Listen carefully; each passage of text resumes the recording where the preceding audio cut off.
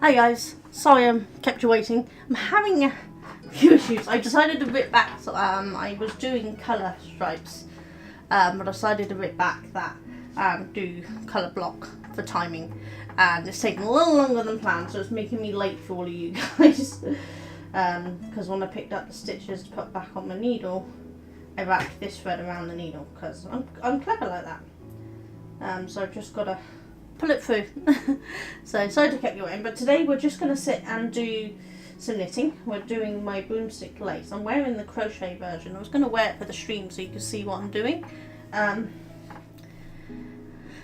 it's a little warm, so I may end up having to take it off.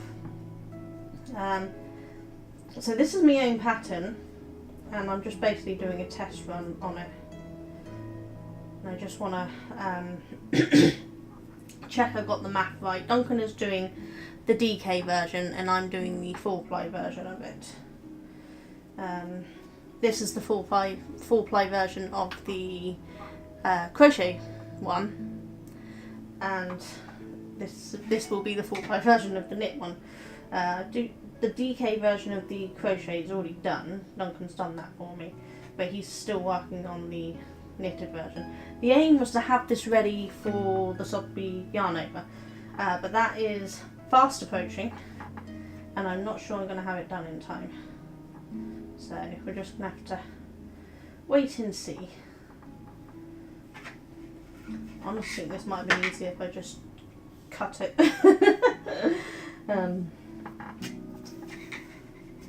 There's just so much to rip back.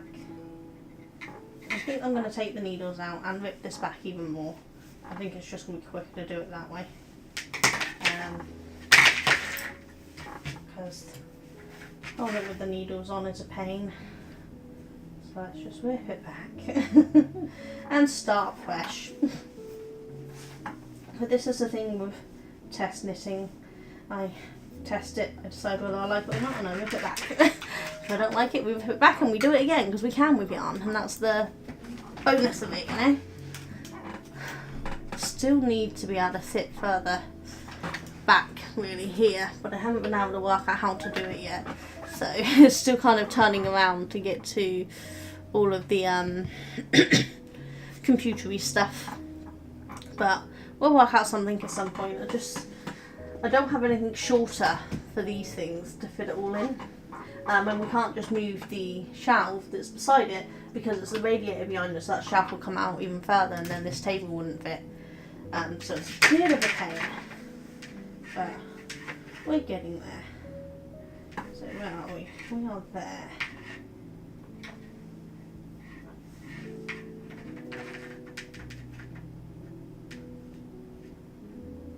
I want to make sure we haven't dropped any stitches here. That's 4, 1, 2, 3, 4. 1, 2, 3. 1, 2, 3. We are one stitch down. Where are we one stitch down to?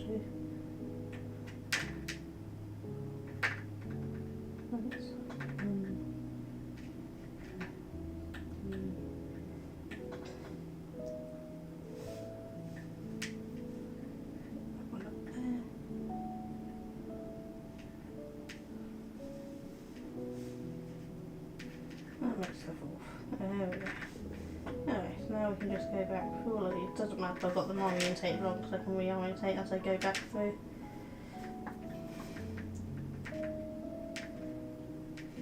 But how are you all anyway? I'm running behind on everything today.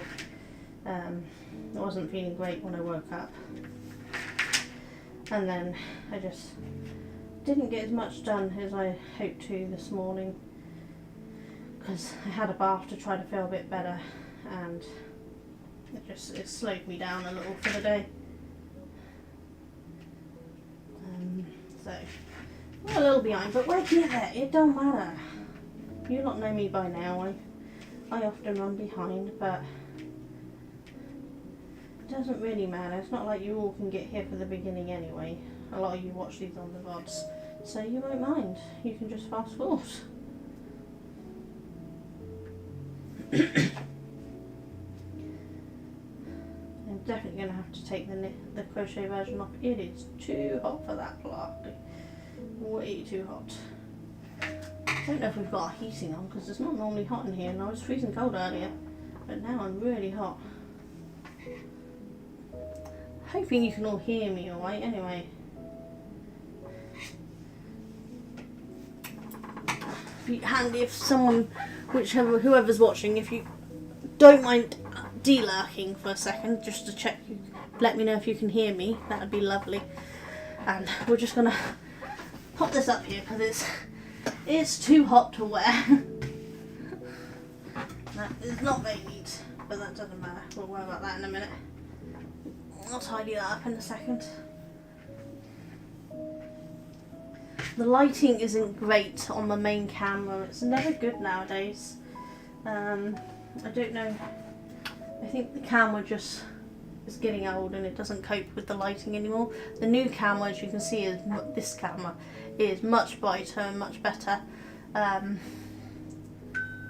So I'm just going to have to switch over to them at some point. Right. Tie these together. These are samples, so I'm not too worried about there being knots in them. They're not being sold to anyone. They're just going on display.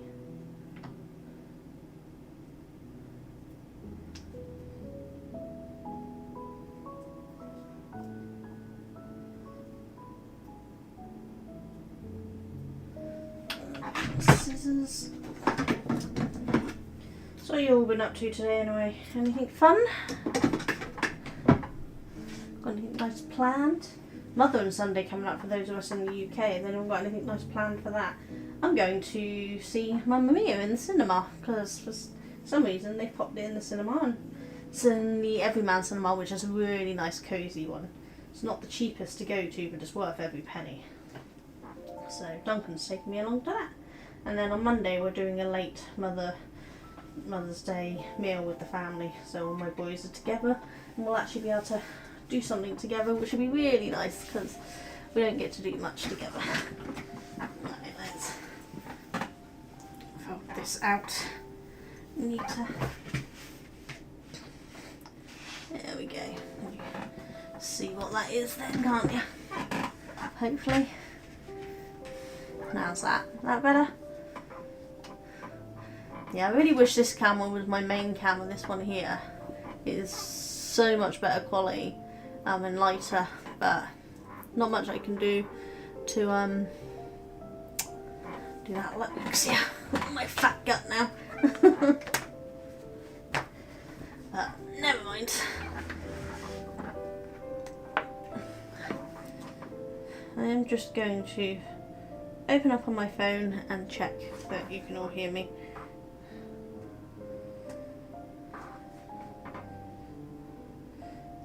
Because you're all in lurk mode, so no one's actually responding, which is fine. I just need to check the sound. But you guys shouldn't hear anything because it should be through my hearing aids.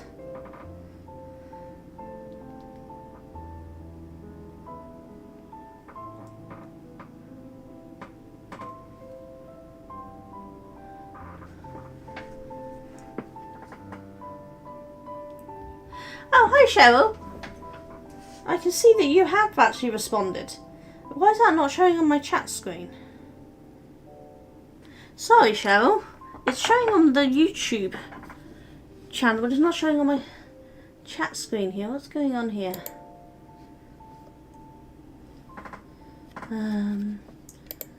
I have my restream and it doesn't seem to be showing the chat. I'm just gonna pull it up.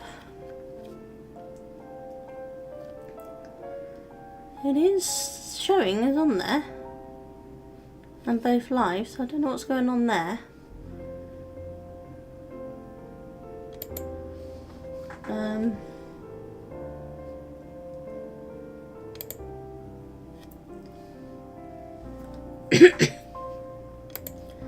What I might do is close the chat dock down and reopen the dock, see if that refreshes it.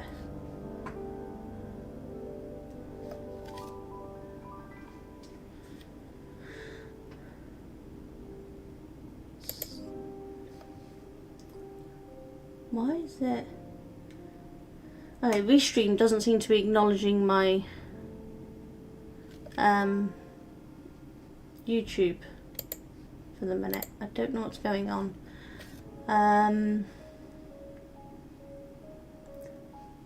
If YouTube disappears for a second, stick around. I will be back straight away. I'm just going to see if I can work out why it's not doing it.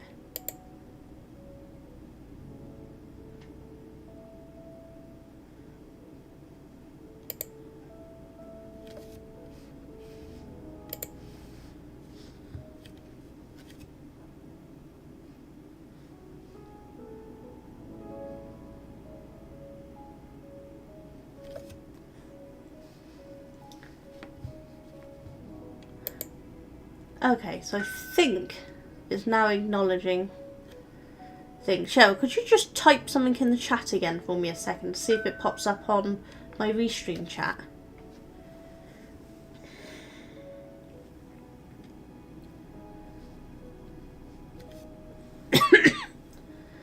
How have you been anyway, Cheryl? So you're doing some spinning this morning. Awesome.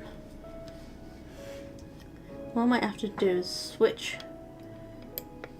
my YouTube and my Twitch things onto the opposite screens, and then hopefully I can see your chat better. How are you, Cheryl? Anyway, I don't know why I'm having technical difficulties. Okay, yes. Ah, there we go. Okay, so it's coming up now. I don't know what was going on. Thank you for that, Cheryl. So, how are you anyway? What are you up to? Still got a delay on my YouTube. I keep trying to tell it to do ultra low latency, but it won't. I don't know if it's because I've got too high a quality, so it can't, but it still leaves a lag on the YouTube. But hopefully it's all working. So what are you spinning today?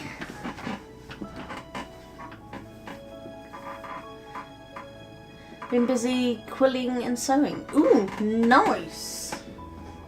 What are you sewing?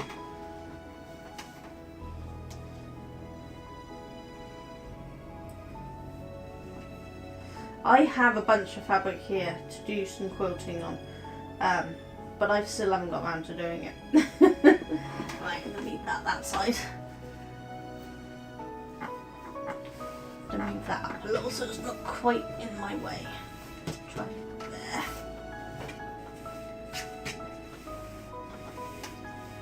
How's that? Okay, that's more in the middle for you on the main screen then, isn't it?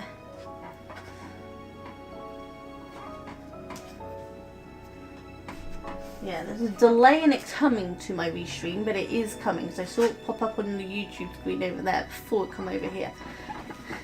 You're hemming pants. Nice.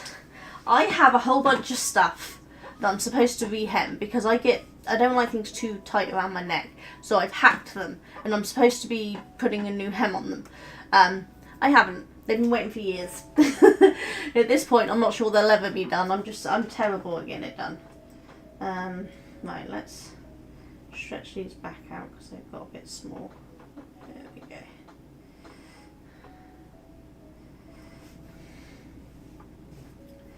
So for this, I'm knitting through 4 loops at a time, but we're going to be actually making 5 stitches from it. 1, 2, 3, 4. So we're going to make sure we've knit through all 4 stitches. Gotta try and make sure that doesn't get too tight, so be careful on that because we don't want to pull that. So I'm just going to put my thumb and keep it down a minute. I'm going to knit, then I'm going to purl, wait 2 stitches, and then I'll wrap it back around, do a knit for a 3rd time, purl for a 4th time, and though we've gone through 4 loops we're increasing, so I'm going to knit for a 5th stitch. And then pull up.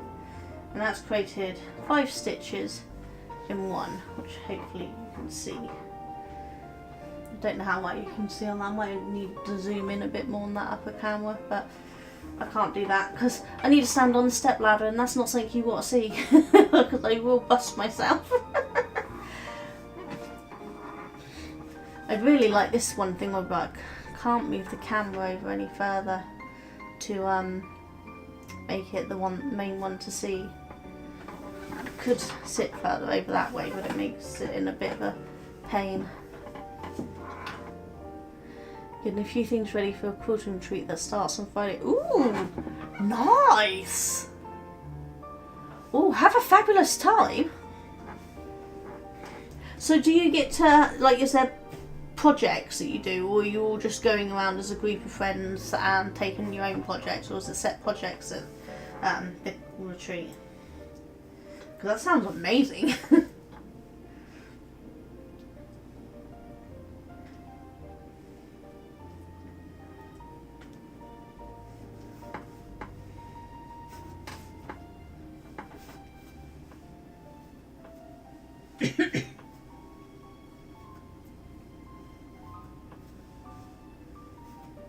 So I'm just going to do 5 in every single one. 2, 3, 4, 5. And this will give me my increased row to pick up 5 loops next time, and then I'll pick up 6 loops the time after that until I've got to the increased loops that I want. I've done a lot of crochet broomstick, but I've not done a lot of knitting broomstick, so I'm a little slow on that. I'm just reorientating these ones because they were on the needle the wrong way around after repicking them up. Got to keep them orientated correct so that all the loops lay the correct way.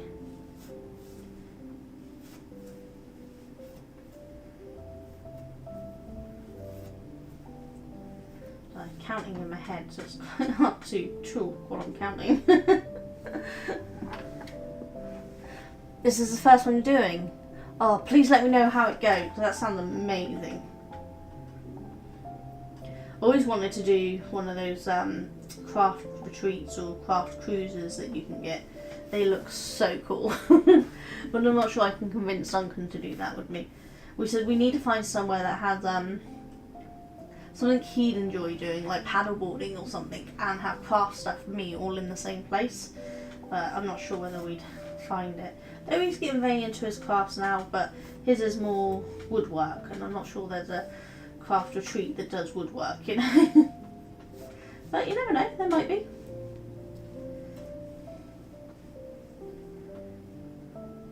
So I always give a little pull to make sure those stitches are in the centre of those things, because as you're doing it, it tends to do it on the side, and I just give it a little pull.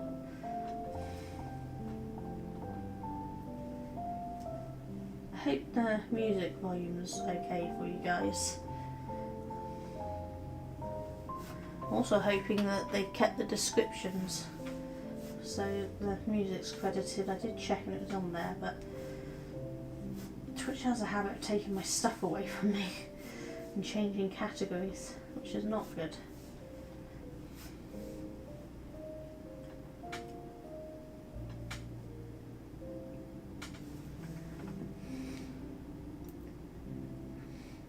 Taking a rail fence to stitch on and a small quilt to put the binding on. Oh, nice! I have to admit, I'm not quite sure what you mean by rail fence.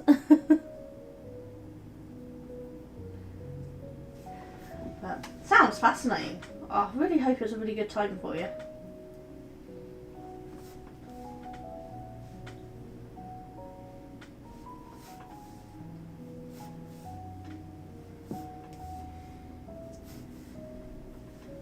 Kind of hoping that Duncan will tune in at some point and say hello, and then I can ask him to maybe come and fix the lighting here. Problem is, the light that I normally use is actually powering my on-air sign right now. So I might have to pull out one of the other lights.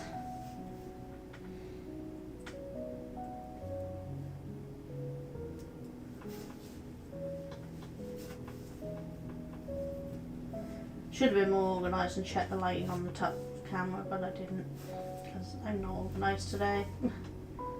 I might scrap the top camera and try to make the other one the main view or something, because it's such a lighter colour, isn't it?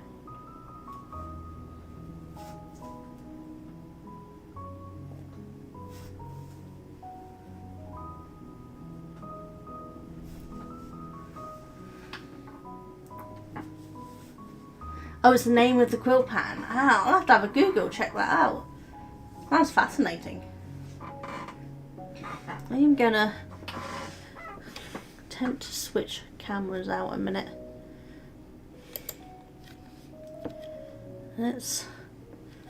Don't know what view you're about to get, so apologise if it's thing over. I'm just going to change over to that.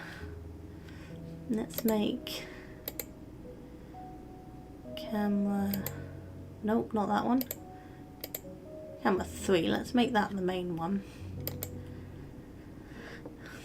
Take away, no, yeah, take away that box. And move box 2 down.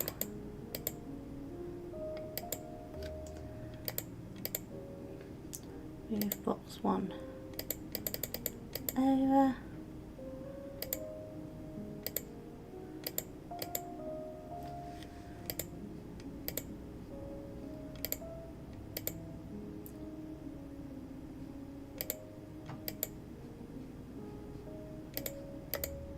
Like that. Media player 1.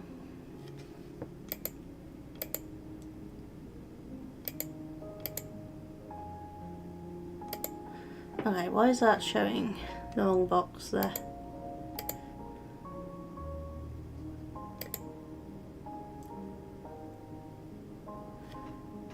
Okay, that's why we got it in the wrong place.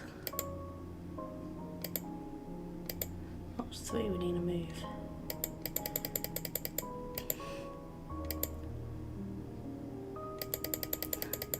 Sorry about this, guys. We will get this organised.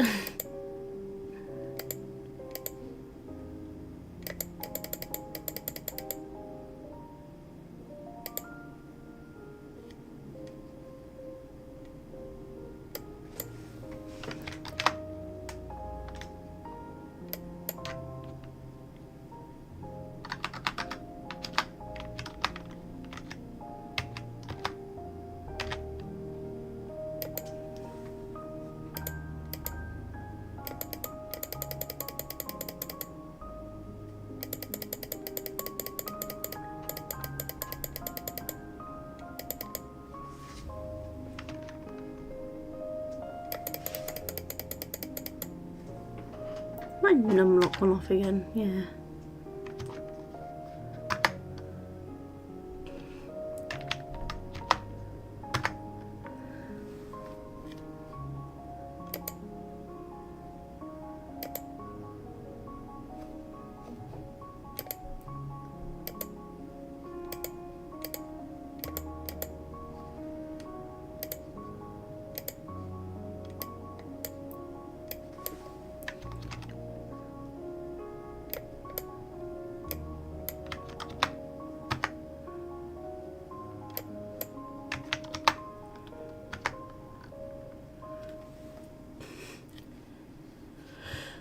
There you go, how's that?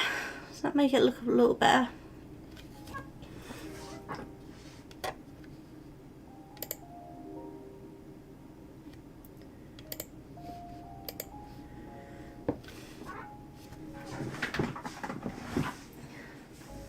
There you go, how's that? So we've got the brighter one is the main background one now.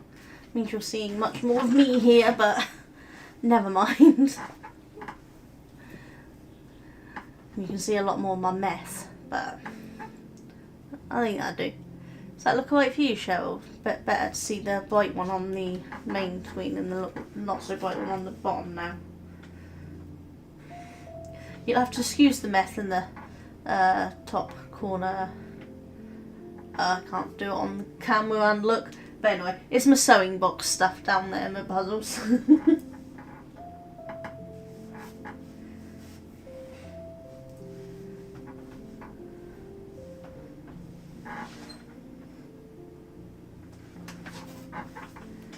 Hopefully you can see a little better now, because it's the brighter camera.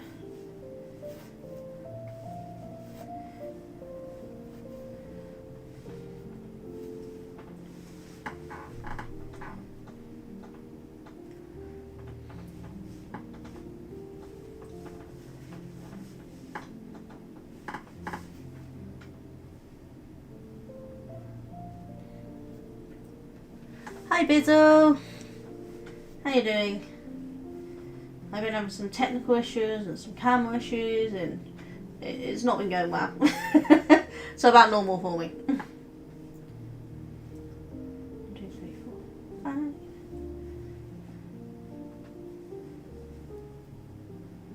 Reorientate these ones.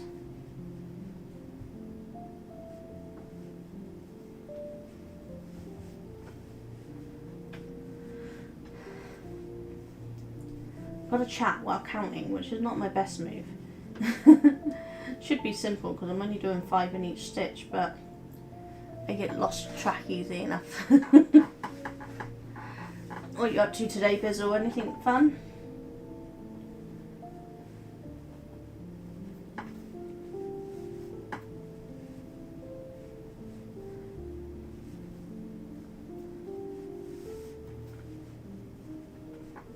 I don't actually know if anything posted to my Discord. I've never looked.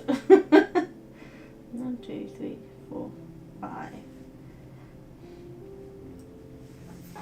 I do like working for middle feeds, but when I have to unravel, it does get out of shape.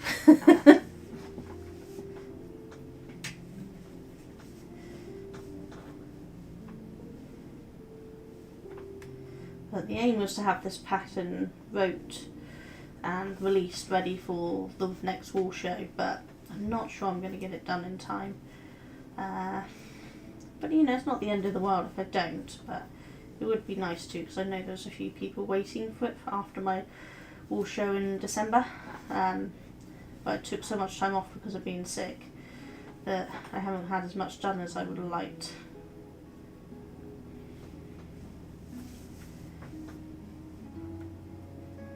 And then I keep changing it because I did the ribbing in with my 3mm needles. Decided I didn't like it, so I ribbed it all back out and did it in the 4mm needles. And so that's taken twice as long as it should have.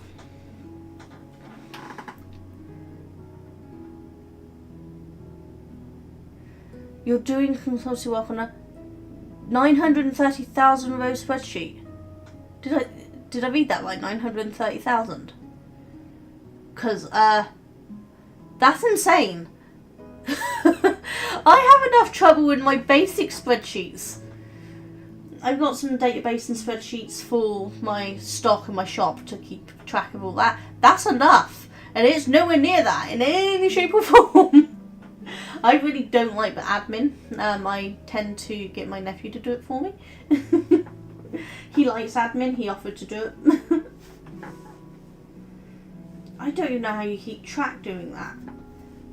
It's the same with Duncan's work. He works in email marketing for some of the bigger firms. And they have like journeys that these emails go on, and depending on what interaction it has, depends on what next section of the journey you go on. And I just look at it and I'm like, I have no idea what you're doing. It's like, I understand the coding of emails, but the journey part, no chance. You're currently 220,000 rows through it. Oh my god. How long do you have to work through that? Do you get a good amount of time, or is it something you want a time crunch for? Because that's insane. That's genuinely insane. I can't even imagine looking at a database that big.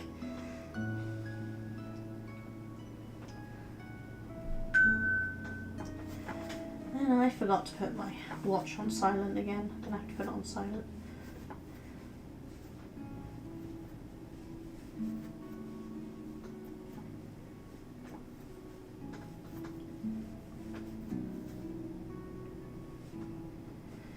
Put the watch on silent so it stops beeping, shall we?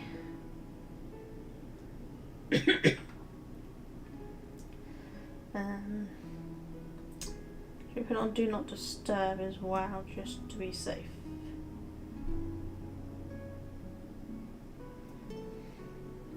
We probably should put my phone on that too, because the last 2 live streams I've done, my brother has managed to phone me. So, silent mode.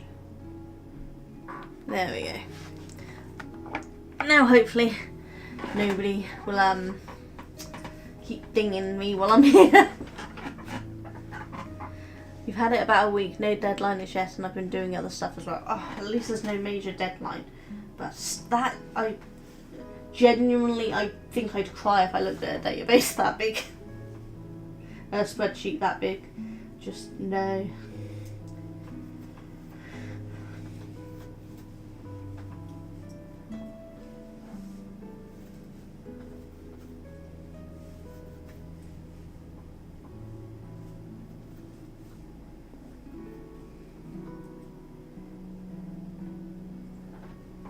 Did you say what you were spinning, Cheryl?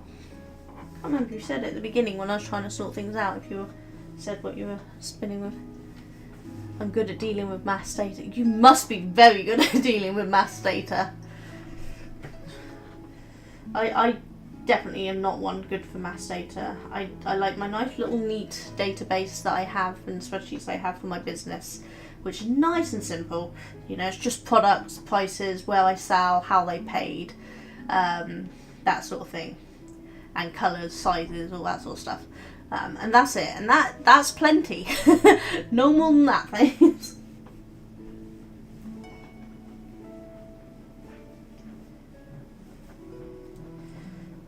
So for the crochet version of this I needed 17 rows, so I'm going to assume I'm going to need somewhere similar to that for the knitted version, because I tried to keep the loops approximately the same size in the crochet and the knitting, within reason, because obviously there's a little bit of play in the sizes, but hopefully we should get roughly the same amount of rows.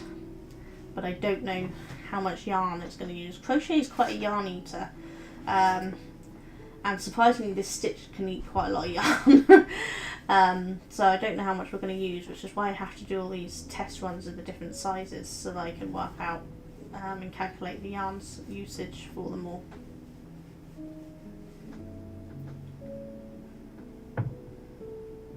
Nope, only did 4 there. Do the 5th one. That's the bonus, it's quite easy to pick up and redo if you miss one.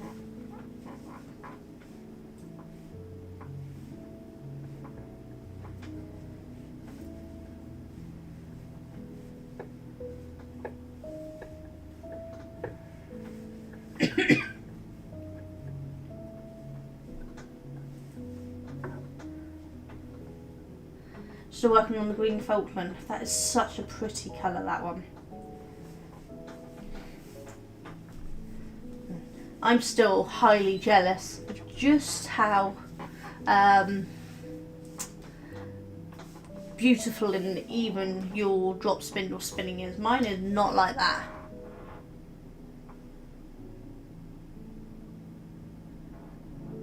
That's why I was just asking Cheryl about her spinning bizzle. Is my sound mic not great? Do I need to turn that up? I don't know if I can.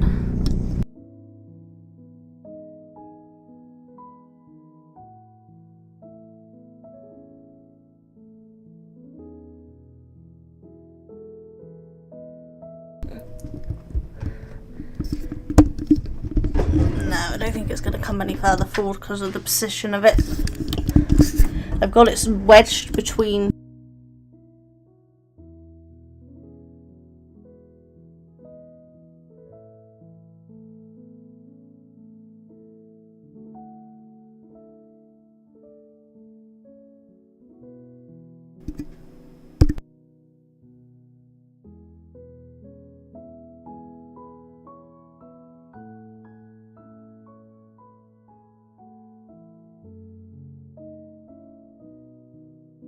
it blooming muted the mic and I couldn't make it unmute.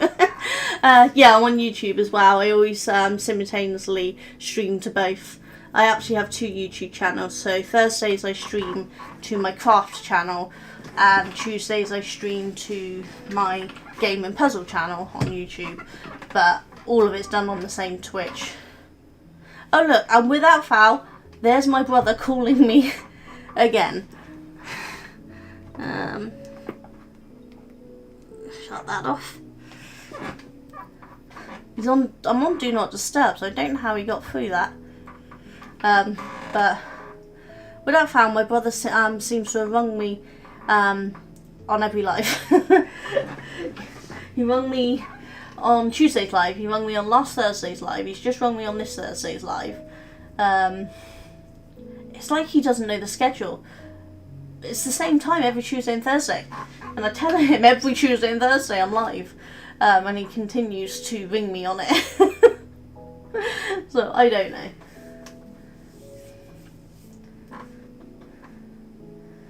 But yeah, I started off as a YouTuber. Twitch is what's new to me, and it's been a big learning curve for me. My second YouTube channel is very new. I started that after I started Twitch, so it's really, really new. But it's coming along nicely. But my craft channel's been coming. What did we work out in the last stream? It's been since 2016 is when I started my craft one.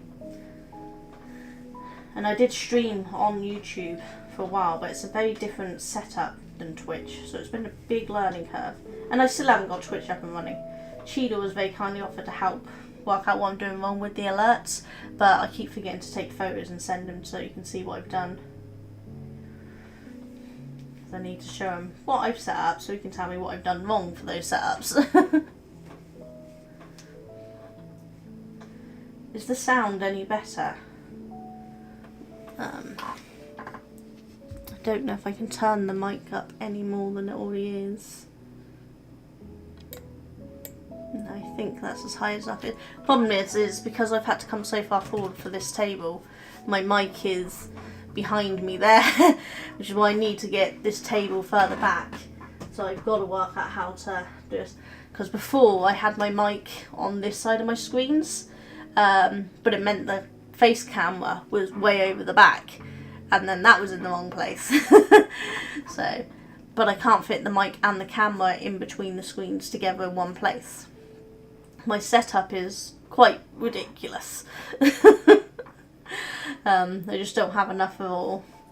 So at some point I will find a way of moving this back once I find a better storage solution for these. I can't take it away at the moment because I have nowhere else to store all of that, so it has to stay. And I'm still in my squeaky chair. Duncan still hasn't looked at it for me yet. He hasn't had time, he's got so much going on.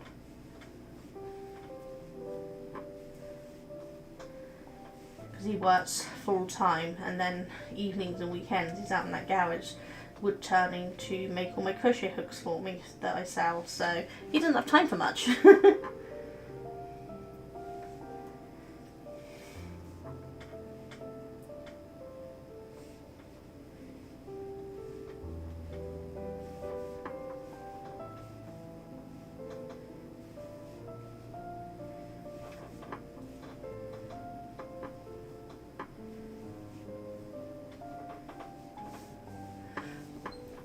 I need to stay here. I always knit up here, but it's no good. You guys can't see that, so I keep thinking I need to stay in this area.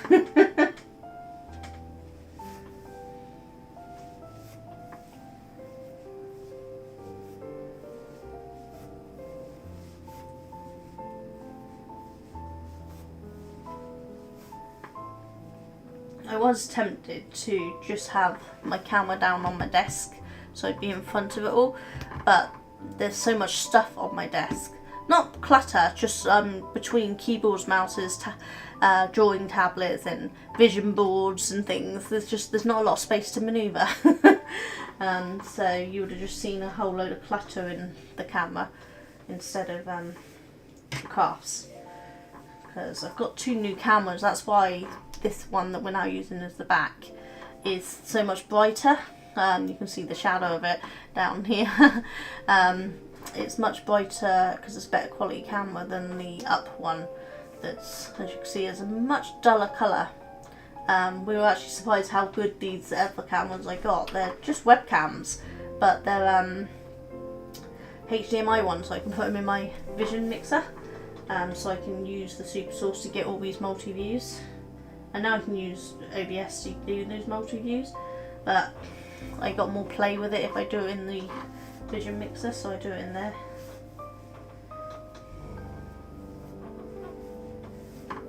Because then it's just a push of a button to switch over to a different camera.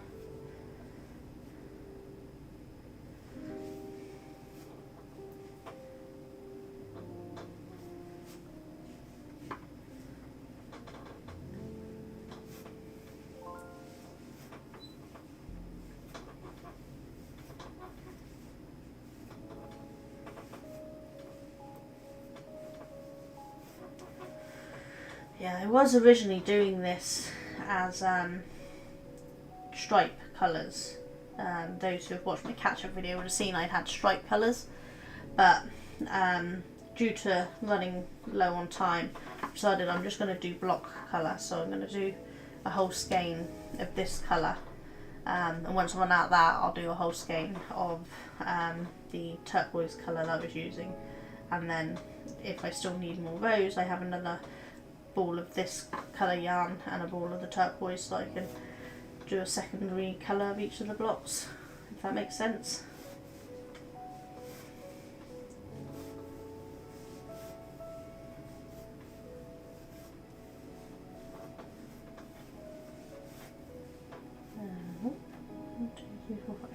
You only did 6 there. I'm not doing 6 until the next row. But for this one, I've just done a fade colour.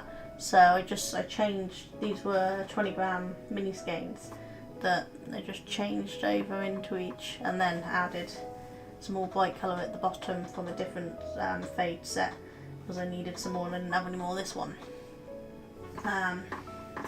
But I didn't want to use another one of my fade sets. I wanted to use something different for the other sample, and people can see what it's like in different yarns. So I did the ribbing in one of my variegated yarns, which I don't actually make anymore. I actually stopped making this yarn too. I'll probably make it to order, but I'm concentrating more on my neon yarns now.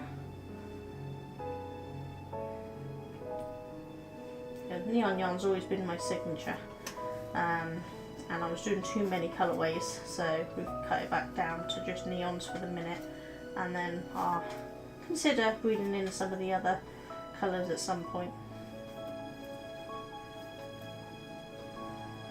I had planned on dyeing some more yarn up for the wool show, but I did a stock take and I think I got plenty to get away with not doing any more yarn.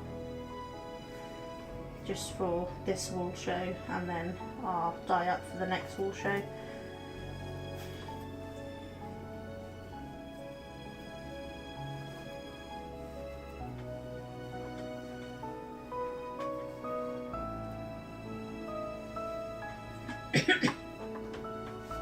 Shane fun having this music on. It's so relaxing, I want to go to sleep.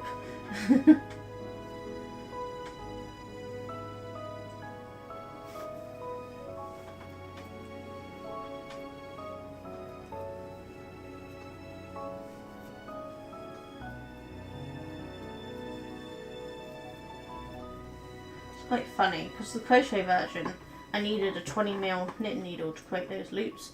But in the knitting version, I don't use a 20mm knit needle. I just yarn over a certain amount of times, 4 times in this case, to get the size that I want.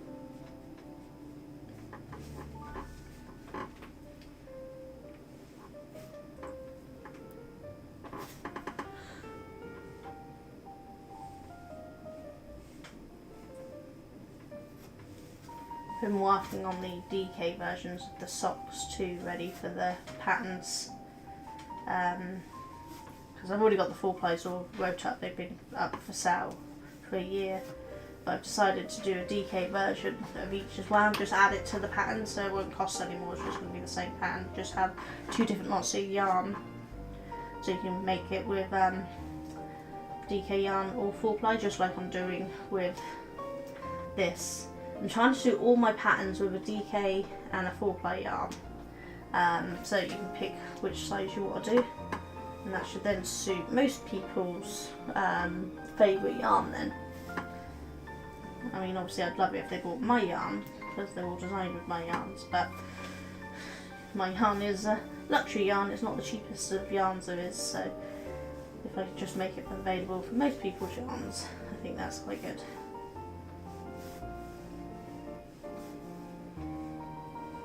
So I'm working with merino and silk, ultra fine merino and mulberry silk yarns, which are very, very soft. I only work with the softest of yarns because of my sensitivities and that because of my health problems.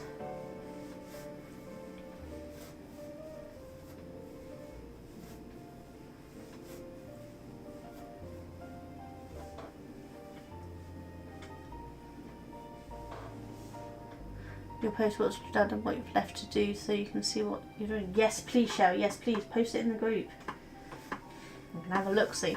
Yeah, just message if the blooming Facebook's playing up again and you can't get it to find the post in the groups. We'll help sort that out again. I don't know what's going on with it. It just seems to be having a little funny 5 minutes every so often.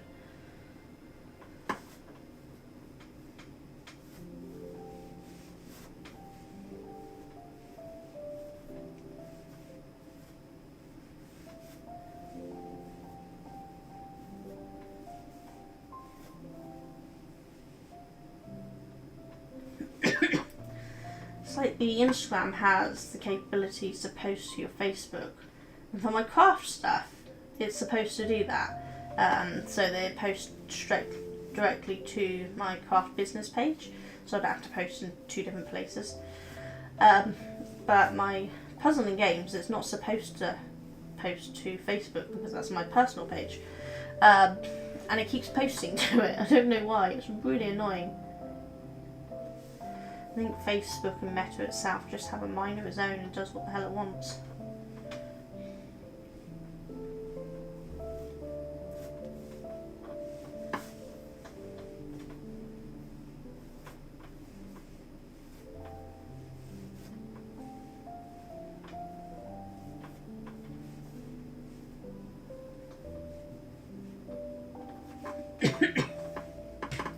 This colourway I'm using at the moment, the magenta and the turquoise, were best sellers along with the emerald and the violet. They equally sold for 2 years, and then suddenly not a lot of people wanted them anymore, so I had a spare to do the test run with these. I tend to do all my test samples and things with yarn that doesn't sell, so that I don't waste good quality yarn that would sell. So the colourways are often stuff that's not necessarily easily available anymore, but the point is to show the pattern, not the colourway, so it doesn't really matter.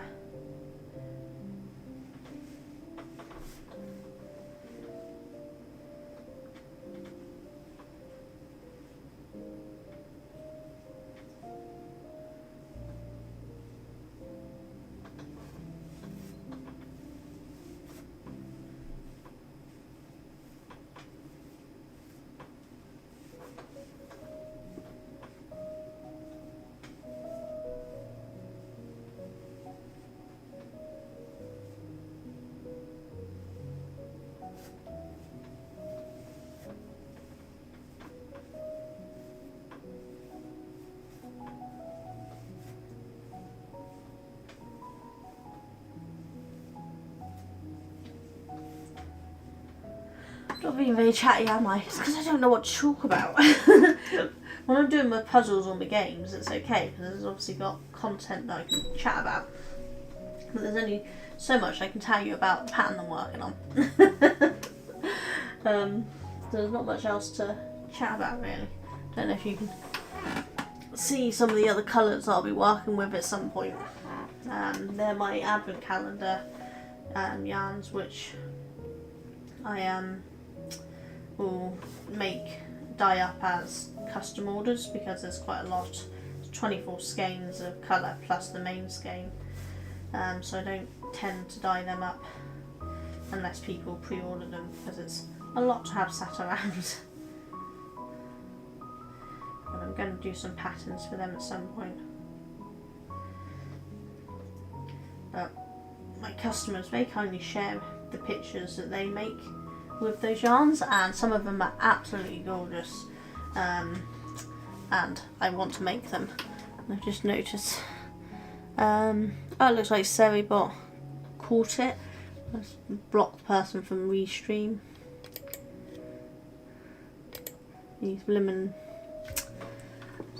bot spammers. So no, I don't want to add you to do blimmin' graphic design or whatever else you'll kind of peddle. But Seribot seems to do a good job at blocking them off, which is good.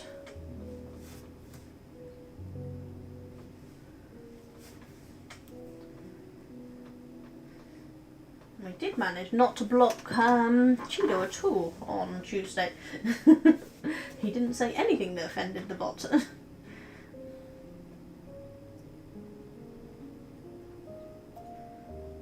Though I may have offended Odin. Hitting crows with things.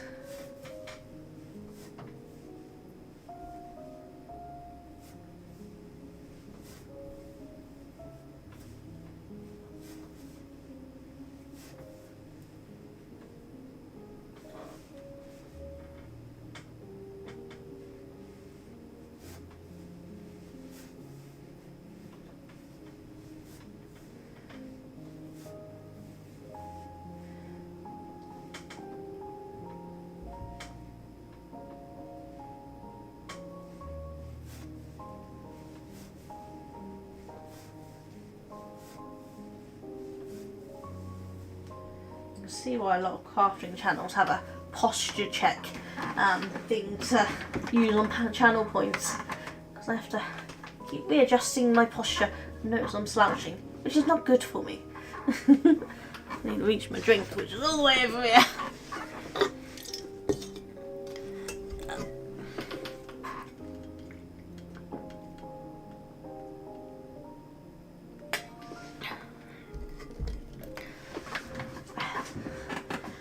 Fresh and cold water. Hopefully it'll wake me up a little. I'm a little tired.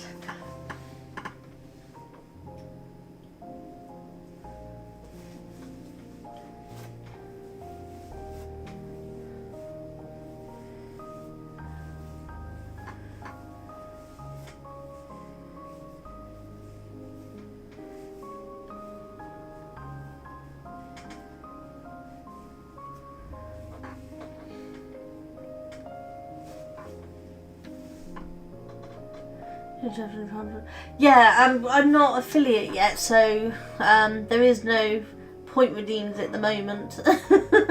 Gotta wait for a little while. Yeah, I'm on 26 out of 50 subscribers needed on Twitch for that. That's the only bit I'm waiting for, is get enough followers. I already meet the rest of the criteria at the moment, and fingers crossed it'll stay that way.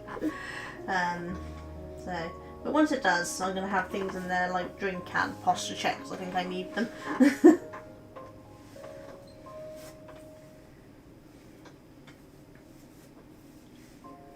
Though I think Twitch announced that they were going to start bringing in some of the stuff like that before you become an affiliate. So I might have it soon, I guess. I think they were going to bring in bits and I think it was bits and channel points they were going to bring in.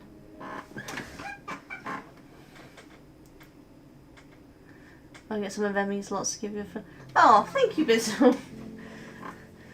Holly was lovely. She actually got me started with my followers. I had I think I had 2 followers on one of Holly's streams, and by the end of it I had 11, which was really lovely.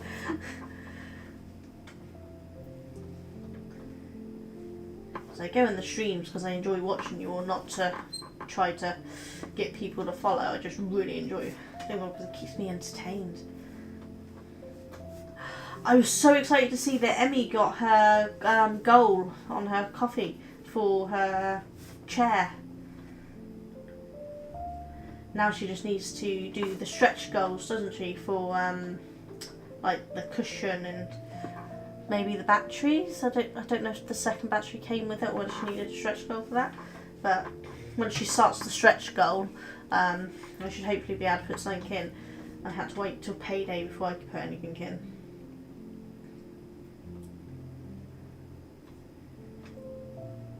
But hopefully it means she'll have her chair soon, which would be amazing.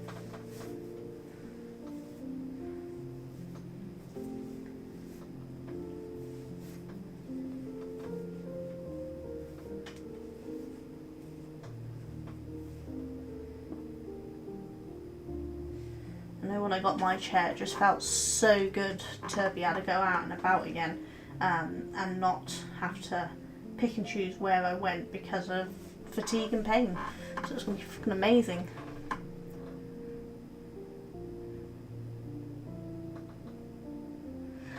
Awesome. So as soon as she's got the stretch goal up and going,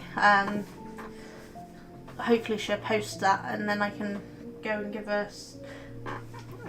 some support because it's amazing. I actually still don't have extra cushion for my chair because I haven't been able to afford it recently, but I have the second battery and on mine, which is similar to Emmy's one that she's hoping to get. I was able to get a lead that meant I can run both batteries simultaneously, so I don't have to stop and switch over the battery when I go on longer distance. And if that's what she might need for hers, I don't know, but if she does, I totally recommend getting that lead, because it's so much easier than having to swap batteries over. But I know hers is slightly different design than mine, so she might not need to do that, I'm not sure.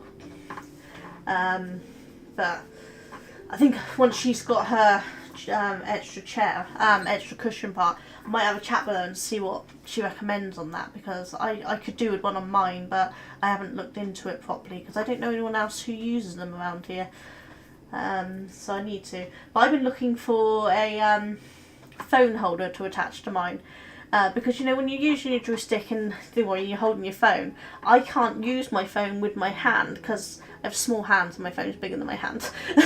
So I want to get a phone holder attached, so that I can do it. I have a drinks holder, but it doesn't hold on very well. It slides down the handle, so I don't use that.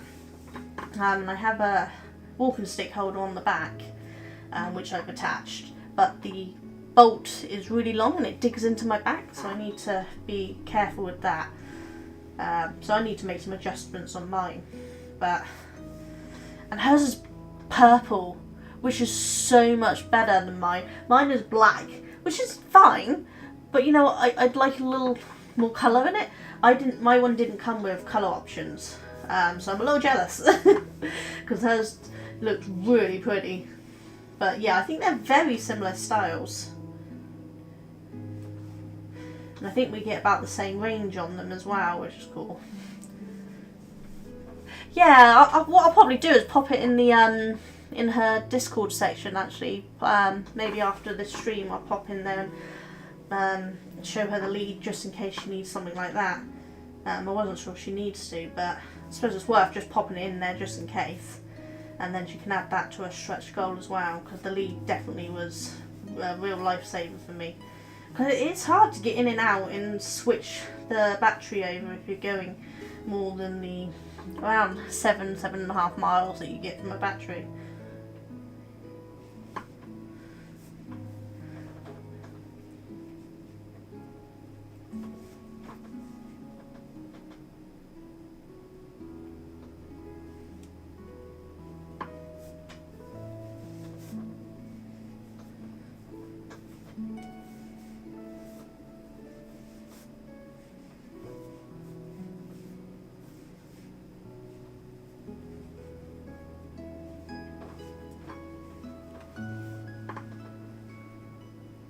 And then all she's going to have to do then is work out which shops she can fit into. Surprising amount of shops around here I haven't been able to go into since I got my chair. because they can't fit my chair in. They don't. The doors are big enough, but they put so much stock in the area that you can't fit around them, which is really annoying. But our local board game shop is fabulous. They actually went and got a ramp for me so I could get in that, because theirs is a step up, and we were folding the chair up and I was hobbling in and then unfolding it after Duncan had carried it in. So they got me a ramp, which is kept by the door, so as soon as I arrive we can go and get the ramp, put it down, and I can wheel on in. I've always got Duncan with me, so he goes and gets the ramp, which is nice. But the local beach that we go to has got a nice promenade, so it's really nice to ride along that. There's Duncan sneaking on through.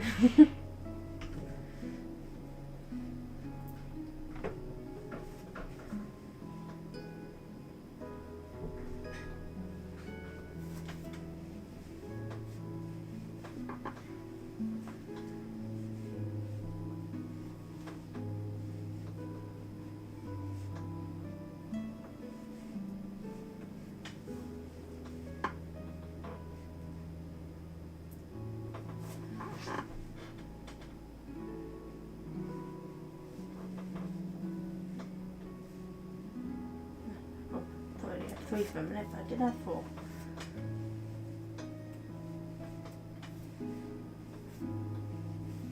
It's going to take a long time to get around all of this, because I've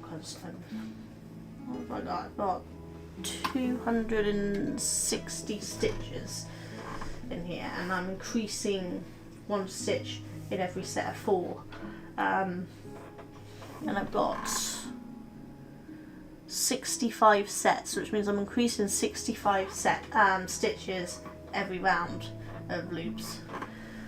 So it gets quite big by the end. So it just takes a really long time to get around. It's not the most exciting thing to watch, but I need to get it done, so that's what we're doing for the day. I still have the 5D painting that I was working on one of my lives, but I haven't had time to work on that, so it just sits there. And I still have my cross stitch, which again I haven't had time to work on, so it's just sitting there. But at some point they will come back to the stream and I will get back to doing the stitch along, because it's still going on. It's just very slow. Now, those of you who know me and my cross stitch, I'm always slow on it anyway.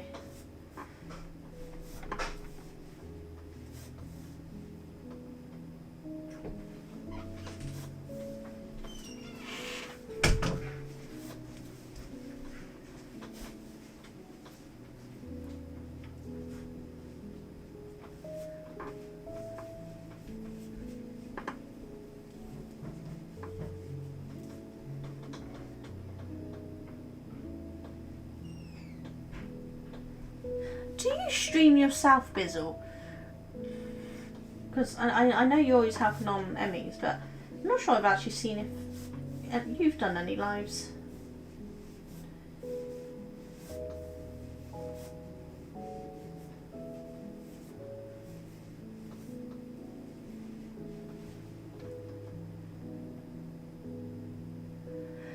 Chido, hiya! I would totally be whispering different numbers.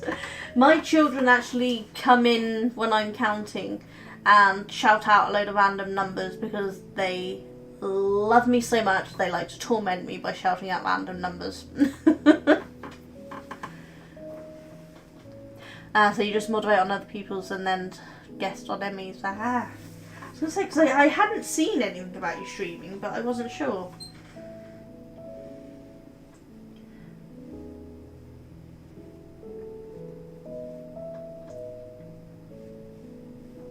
How are you, Cheadle? Up to much today?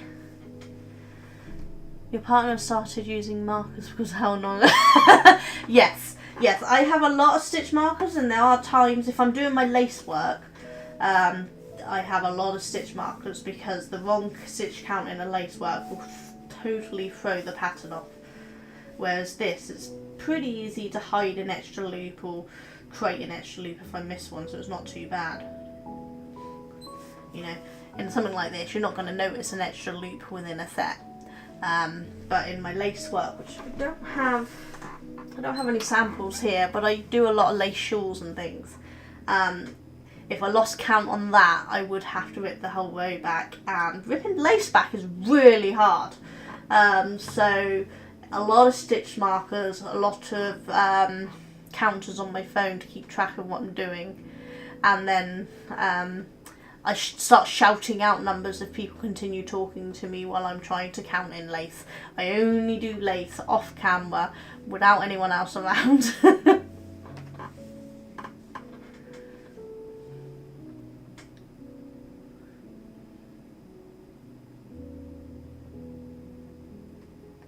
90 hours. Yeah, no wonder you didn't have time to stream. That's insane. Duncan does the normal, what is it, 40 odd hours a week, 9 to 5:30, Monday to Friday, so it's quite nice. I expect my middle son probably works somewhere around 90 hours because he has his daytime job as a mechanic, and then in the evenings he works doing private work as a mechanic. So he often doesn't get back until like 11 o'clock at night or something, so he works seriously insane hours. I couldn't do that. I work a few hours a day because then my body crashes out. Like when I get off my lives, I'm usually done. I can't do anything else for the day.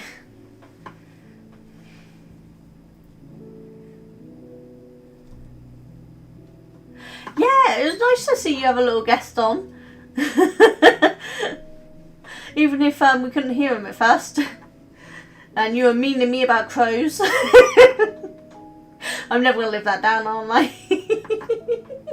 But Odin hasn't struck me down yet, so I think he's forgiven me.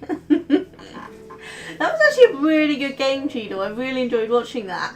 I've never actually really watched any of the gameplay. I didn't think it would be my sort of thing, but actually I really enjoyed it, so I'll definitely be back to watch it again. Yeah, Cheryl, lace is a nightmare, isn't it? I genuinely cannot stand ripping lace back because I mean, normal people, sensible people would use a lifeline. For the non-knitters in here, you put a strand of yarn in that will protect your stitches from dropping down to a certain distance. But I don't because I'm lazy. And so if I have to rip anything back, it's really hard. No, crow hater. Cheeto, you're so mean. I really shouldn't be mean to crows because they really do have a good memory and they will torture me. They're going to pluck my eyeballs out, aren't they? You're a business director for one of the big London stockbrokers and investment banks, and then I would come home and work on my private business, which is data analysis and forensic chem. Jesus Christ, Bizzle. You weren't kidding when you said you like admin-y stuff, were you? Because that's insane.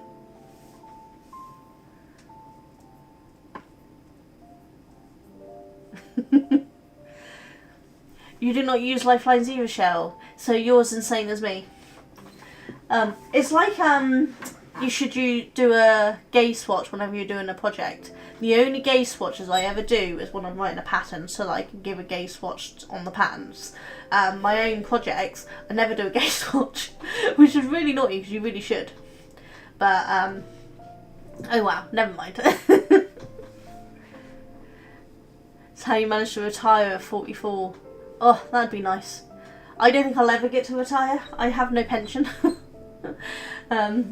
Obviously self-employed doing crafts, there's not really a pension to go with it because I don't earn enough. So I don't think I'll ever get to retire, which is a shame, but I mean, it means I have to stay doing crafts until I die. I'm not sure that's much of a problem. But, you know, at the end of the day, most people retire and then start doing a craft or a hobby of some kind.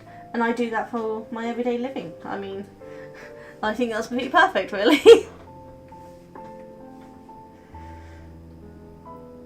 My middle son plans on being retired by about 45. That's why he works so much. He wants to save up enough money, get everything he wants, and then just retire early and enjoy life. Which, you know, is a pretty good goal. I'm not sure he'll ever make it because he likes buying too many cars, but he calls them his investments. He's a really big car person, and I think he's playing Pokemon with cars. He wants to catch them all. He has every type of car. If he sees one he hasn't had, he's like, I want that car, I'm going to buy that car. So he has so many, it's ridiculous. They're not like new expensive cars. He buys the older ones, he fixes them up, keeps them for a while, and then he gets bored of them and sells them on, starts on a new project.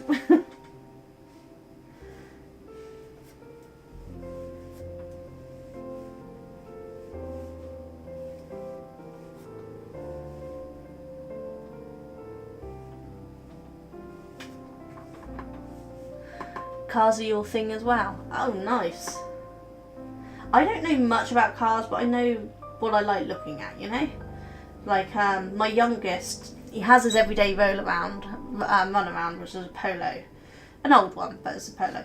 But his project car, which he loves, is who we affectionately call Janet, who is a MX-5.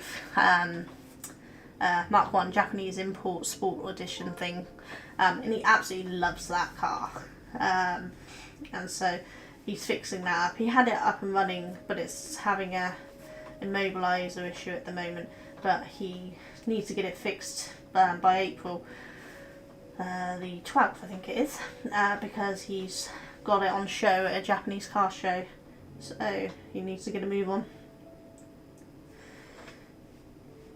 I think my middle son's favourite car at the moment he's got is an S3. I don't know what an S3 is. It's pretty, it's pink, I like it. That's all I know. And he also has a Caddy that he absolutely loves, but he's going to scrap it because he keeps having things wrong with it. But he won't get rid of it just yet until he's found a replacement for it.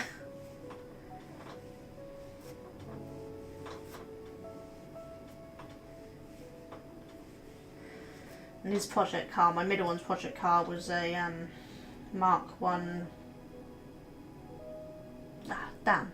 See, I'm not a car person. Mark 1 something, old car, really sought after car, and that's his project one. He keeps that up in a yard in a container to work on. I don't see the joy of them, but he does, and so as long as he's enjoying himself, that's all that matters. Oh, the S3's an Audi, is it? See, you know. I have no idea. My dad was a car person. He was always tinkering with cars when he was alive. I can always remember weekends when we were supposed to go and visit him, he'd always be late because he'd be working on someone's car. Which didn't bother us, but yeah, he was very pride and joy about his cars, and so I think my middle son gets that from him, even though my dad died when they were very young. They somehow managed to still pick it up from him.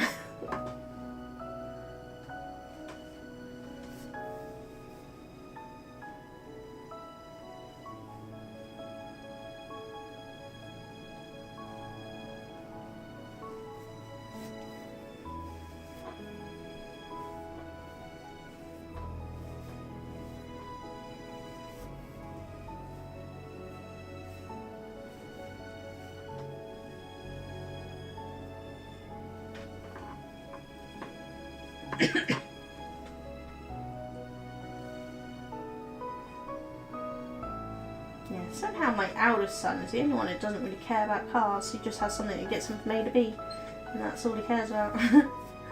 He's very into Magic the Gathering and Warhammer and that sort of thing. And furries. He's got an awesome suit.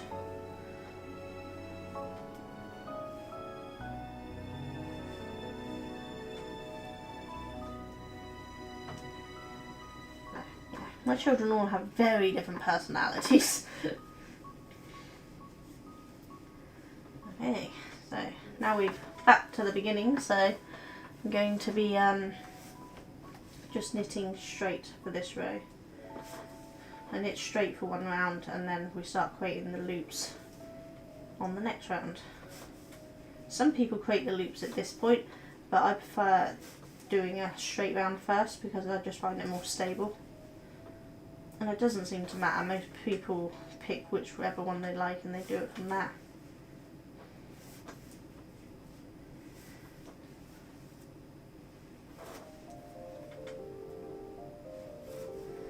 I just feel the knot going past my finger, which means we finally got back to where I ripped out.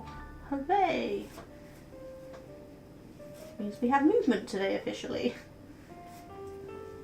And hopefully I won't have to rip back again. As we're not going to change colours this time around, we're just going to stick with the block colour.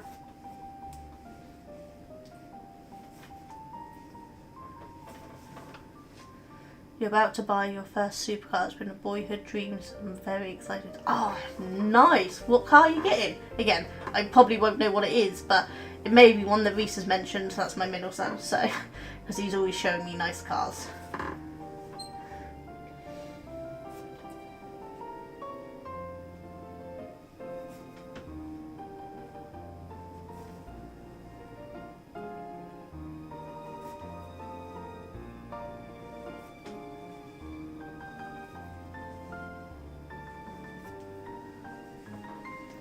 A Nissan R35 GTR. Oh, yeah, that sounds like something Reese would be into.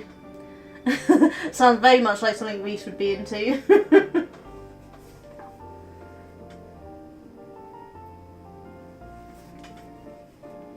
I expect you probably look after your cars better than my middle son, though. Reese also likes to go banger racing, so he also has cars that he intentionally buys to smash up. Which makes no sense to me, but if that's what you like.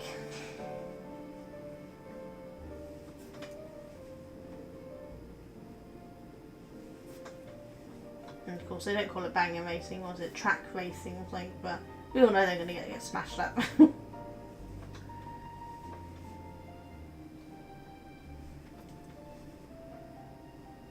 But I shouldn't moan that my son is into cars because he's actually fixing ours at the moment, changing the turbo because that's foobard, fixing one of the windows because that's foobard. He'll need to fix my one as well, but he's got to do Duncan's first because that one doesn't even undo. Mine undoes, but it just makes a god awful noise. And we do actually have one window that's been wired incorrectly, and if you open all the windows that one closes and vice versa. So he's going to fix that up for us too. That's what you get when you buy second hand cheap. We bought it from a proper like garage thing, but they obviously hadn't done a full workup on it when they sold it to us. But I'm not going to complain, it fits all of my stocking to do all shows, including my wheelchair and everything, so it's a good car.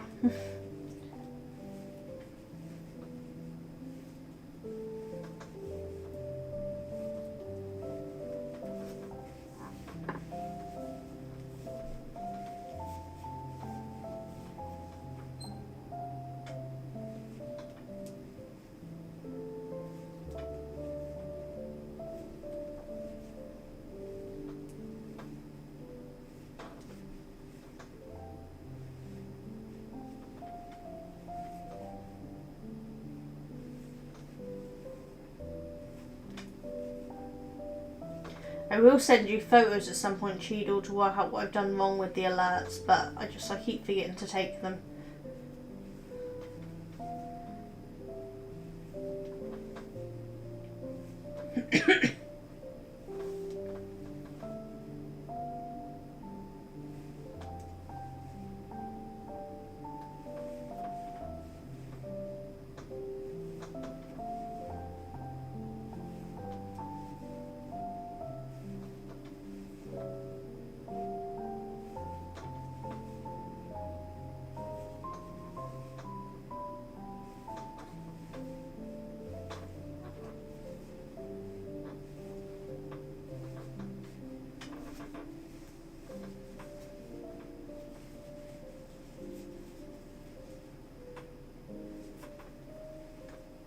I'm real good at staying on camera here, and I keep forgetting going back up here.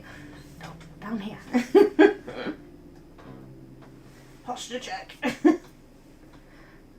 I need an actual poking device that pokes me in the back to help teach me to stay up straight instead of slouching.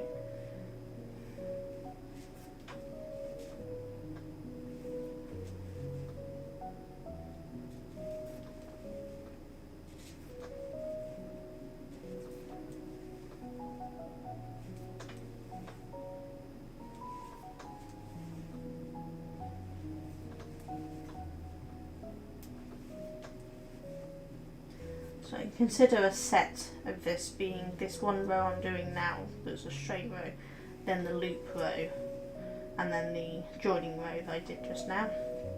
That's one set, so I need 17 sets for this, but it's actually, well, it's going to be approximately 17 sets, I'll know when I get to the end, but it's actually 3 different rows per set, so it's a lot of rows to go.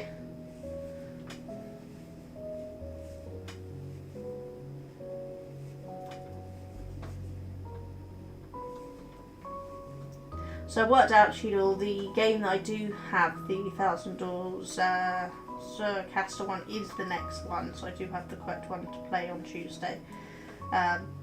They just had weird dates on the Steam thing, so we're going to play that one on Tuesday.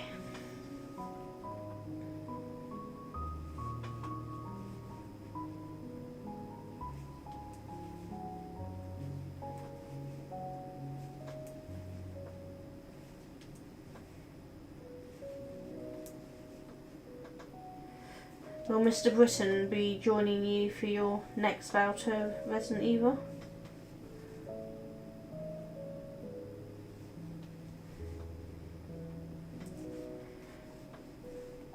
I think he was getting a little too much pleasure from watching you be worried. It was quite fun.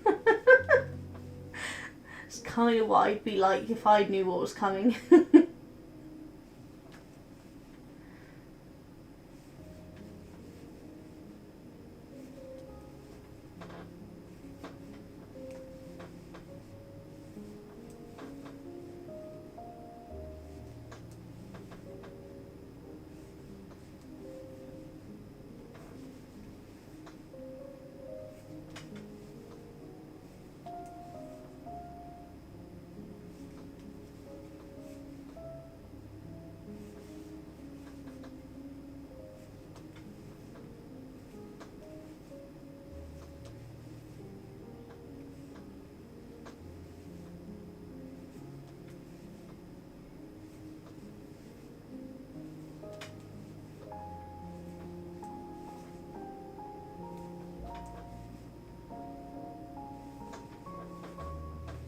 Still having mic problems. I haven't worked out why, but it's still not playing through my ATEM properly. I've had to put it through OBS again.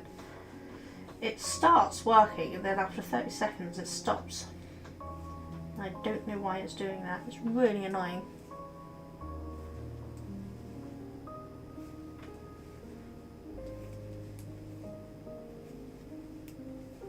Don't know if you can tell on camera, but this one's got a bunch of silver and gold stellano in it, so it's really, really shiny and keeps catching my eye. But I'm not sure if you can see that on camera.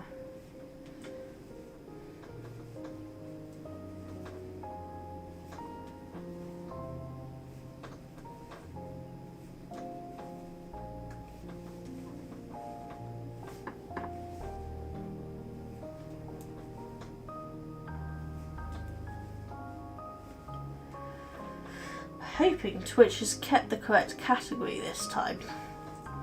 Noticed after Tuesday's stream it switched me back to my previous category of makers and crafting. I had to re-switch it back to House of 1,000 Doors. And switch it back like 3 times per stream and it just keeps resetting and I don't know what's going on with it. I had a look and I couldn't see anything that had like a default setting or anything.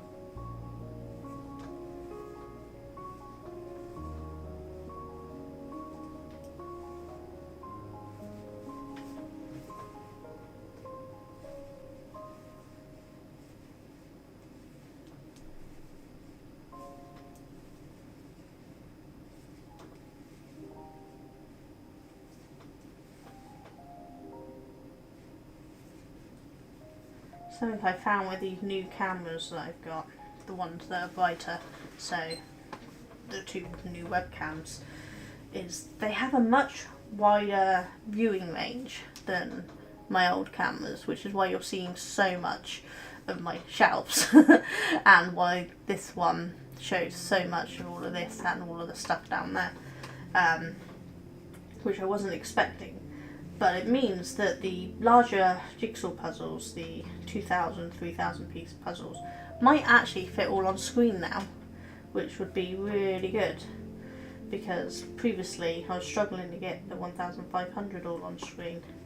So looking forward to that. It's showing us makers and crafting. Oh, good. So it's staying in the correct category. Hooray. I wonder if I managed to fix something, or it just happens that it's decided that's the category I belong in anyway. I'll have to keep an eye on it on Tuesday and see if it stays in the correct category or whether it switches again.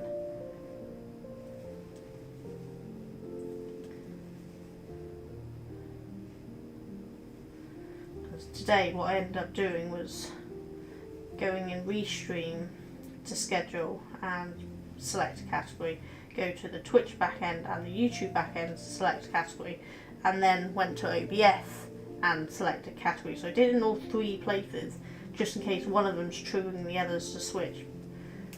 So I think I might have to just do that again on Tuesday and see if that works. Hiya, Happy! How you doing? How's your day been? Been having a good day?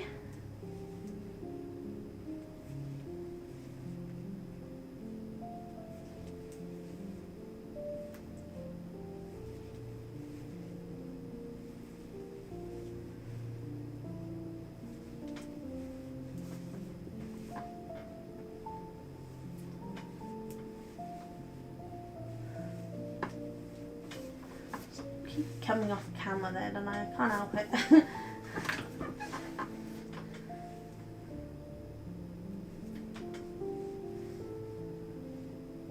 Problem is, I can't go with a smaller table for doing most of my projects. This one I could have a smaller table, but most of my other projects I need a lot of space on, and so I can't have a smaller table that would fit in the gap here to pull forward. This one's 4 foot.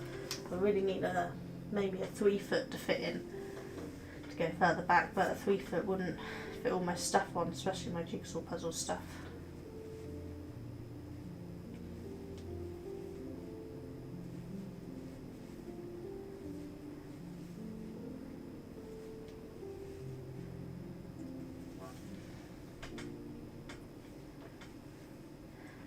And have you got any good plans for the weekend? Duncan is woodworking on Sunday, so I'll do crafting on Sunday. But Saturday we've got our local board game group. We have a Saturday a month meetup. 1 month Saturday meetup. 1 Saturday a month meetup. My God, can I get this the right way around? And that's this week, so we're going to get to play board games. Not just Wednesday, but also Saturday this week, which is going to be quite nice. And then next weekend it's all panic stations as I make sure I've got everything finalised for the wall show, which was the weekend after. And why I'm running out of time to get this done.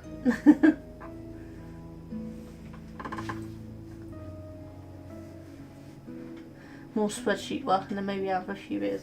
I think you need those few beers after all that spreadsheet work. We've gone from having 2 local pubs in our village to having no pubs.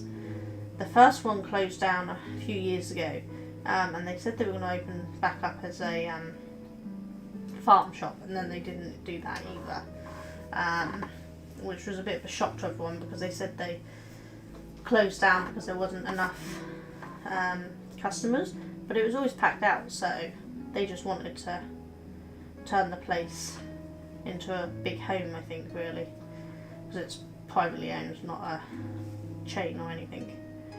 I used to work there when I was younger. It was a really nice pub. And the second one, they closed down 2 months ago. They're supposed to be having some kind of refurb to make it better, because it was very old and does need a lot of work. But we're not sure if it's going to open back up or not. There's talks going on about it all at the moment because it needs a lot of work done on it. So we don't have any local pubs here now, and I don't tend to go in town to the pubs there. I mean, I don't tend to drink anyway, but they're just, most of them are full of people that like partying, and I don't really party, so I don't tend to go out.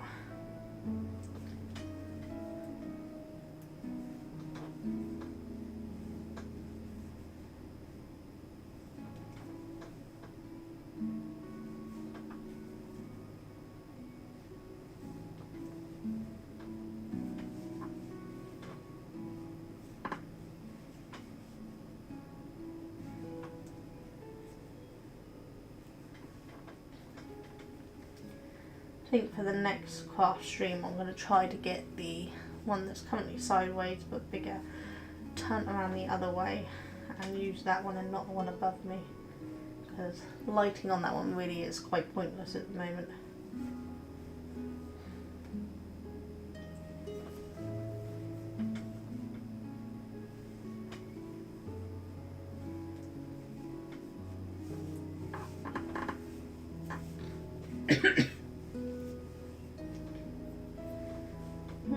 Almost time to start doing the loops.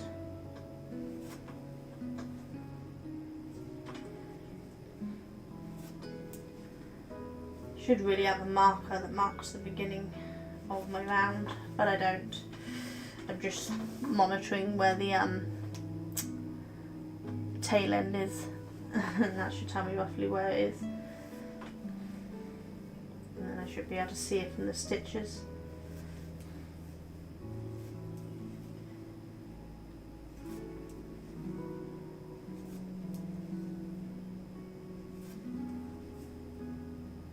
So in my lace work I would definitely have a marker mark at the end.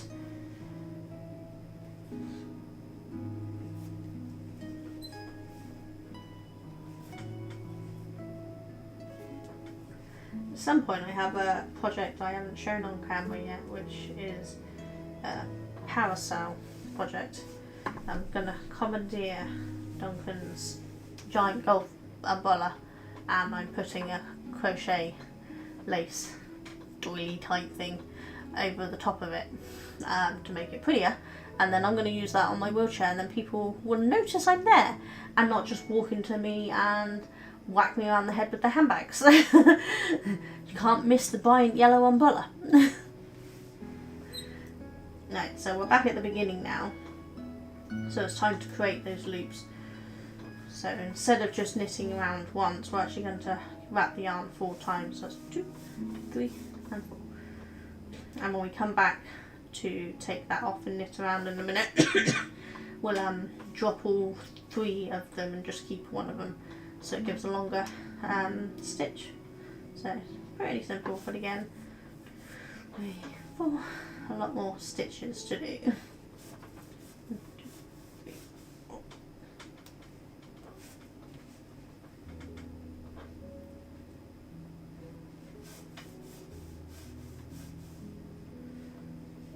This is the part in crochet we would have used the 20mm needles for, but you can't really use big needles on this. It's too much of a jump in size to be able to pick them up to knit it with, so that's why you just wrap it around instead.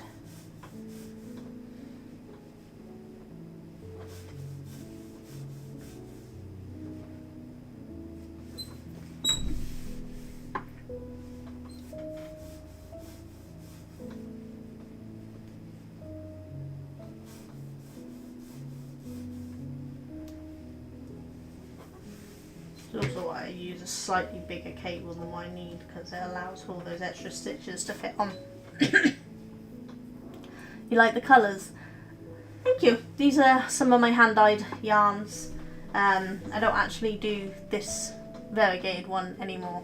I don't like working with variegated, so I was just finding a use to it. And these are my non-neon colours, so I don't tend to work with many of them anymore. Most of my stuff is bright neon colours. But I'm just using up old stock that I haven't sold to use for making samples, so the yarn doesn't go to waste that way. This one will have turquoise with it. Yeah, it literally have that colour with it as well, which is the other colour that's speckled in with this. And then if I put a fringe on it, I'll use this stripy one to do the fringe, so you get all of the colours in one go.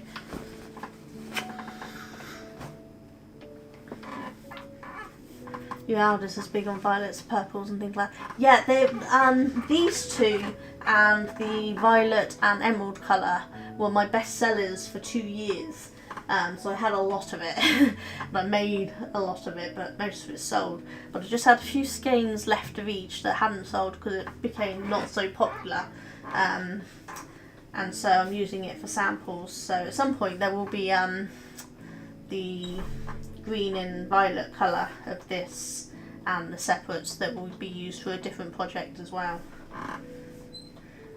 If someone else doesn't commandeer the yarn first, because I'm hoping to bribe some of my friends with yarn to help me relabel all my stock before the end of the month or beginning of next month, because I have to relabel all my things for, at the moment my yarn is on my label is, I don't know how I can see that there. But I've changed my logo. It's the same logo, but it's got a pink triquetра instead, so I need to relabel everything with that new labels. So I'm hoping to bribe some of my friends with yarn goodies to help do that at some point. But it depends if they're free before the next wall show to help me, or otherwise I'll have to sit and do it all myself, which might make me a little stir crazy, but we'll get there.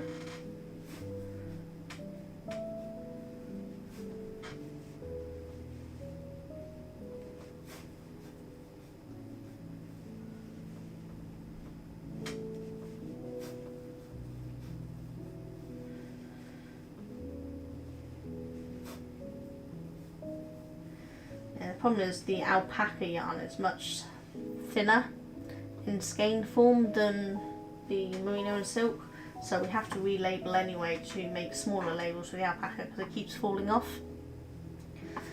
which is a pain. And the bamboo yarn is also much thinner and slighter, so I have to relabel those to try to make the belly band stay on a bit more. So I think I might as well relabel everything with the new coloured logos. They also need to get a bunch of sublimation bags and mugs and things done before the show, because I sold out of the Crochet Queen ones at my last show and I haven't replaced them yet, so I need to do that.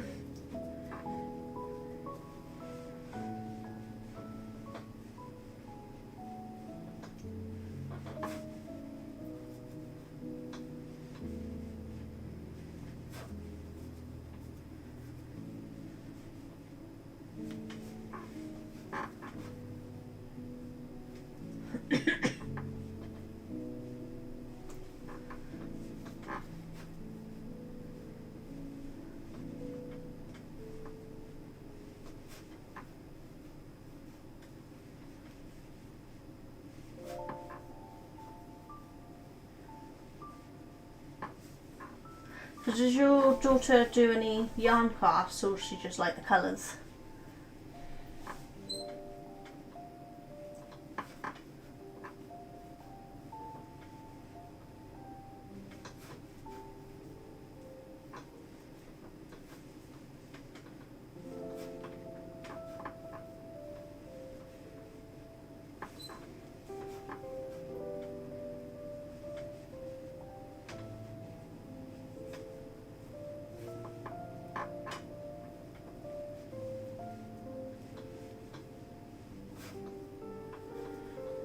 To make a bigger loop for that one then.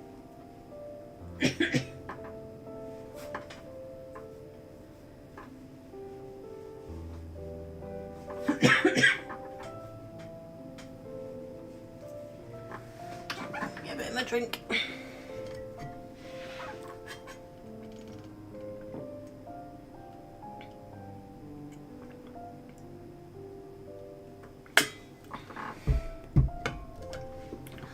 Running out of water there. I have to get some more. That's a good thing, it means I've been good and I've been drinking more water. I actually have an app on my phone that reminds me to drink. That way I get enough fluid, so otherwise I forget.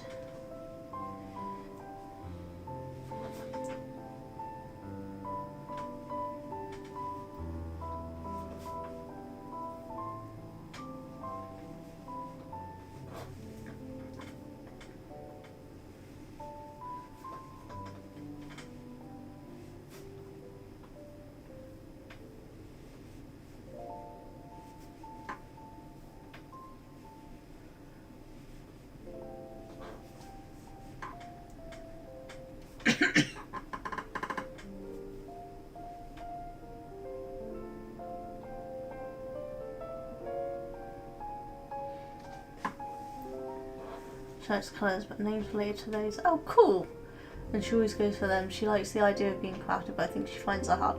Yeah, I think a lot of people don't realise just how hard some crafts can be.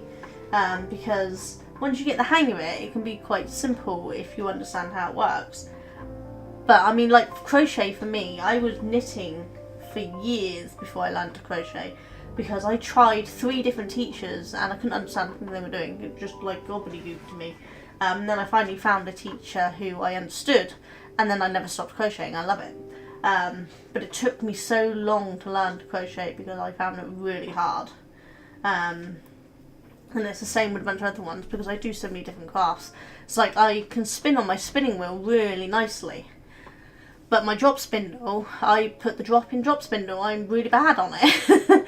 Unlike Cheryl, who is around on YouTube there, she does amazing spinning on her drop spindle and I'm super jealous of her.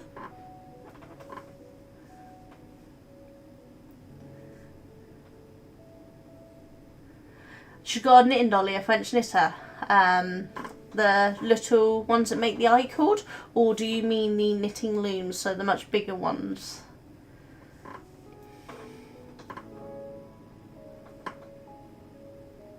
Yeah, you have to find the right teacher to be able to do it and find the way it works for you. Because I'm a visual learner, so I have to see how someone does something. I can't take something that's written and work out how it's done. I have to see images, pictures, videos, that sort of thing. Or see someone physically doing it. Which is why I started my YouTube channel in the first place, my craft channel, which is my original channel. I started that to teach people how to do these basics. Because I knew how much I struggled, and I wanted to be able to help others to do it. And it went quite well, to be fair. The small one, yeah, this one, yeah. So believe it or not, I actually have a video on my YouTube channel of how to use a knitting Nancy, and it is my 2nd most watched video. Originally, my first most watched video is the Clover pom-pom, which is literally a pom-pom maker and how to make a pom-pom. And then I did a video on how to do the knitting Nancy, and that one became really popular. And then I did a basic review video on how to use this, and somehow that has overtook the other 2, and gets loads and loads of views, because I think that thing, Knitting Nancy, might be on something like 170,000 views or something now, so it's really popular. So it's something that I think a lot of people want to know how to do, but actually do struggle. And my video is not a great video. It was back when I was first starting my channel, so I didn't have good equipment, I didn't have good lighting and things, and so those videos aren't great. But it seems to be that those simple objects are actually some of the hardest to learn, and so people have been really interested in watching those videos, whereas I have videos teaching, I don't have any here to show, but teaching how to do bead looming and things. I actually have a new video coming out on that, which to me was much harder, but not a very popular video. It seems that more people understand how to do that, so I think we all find different things, different difficulties depending on how our brains work.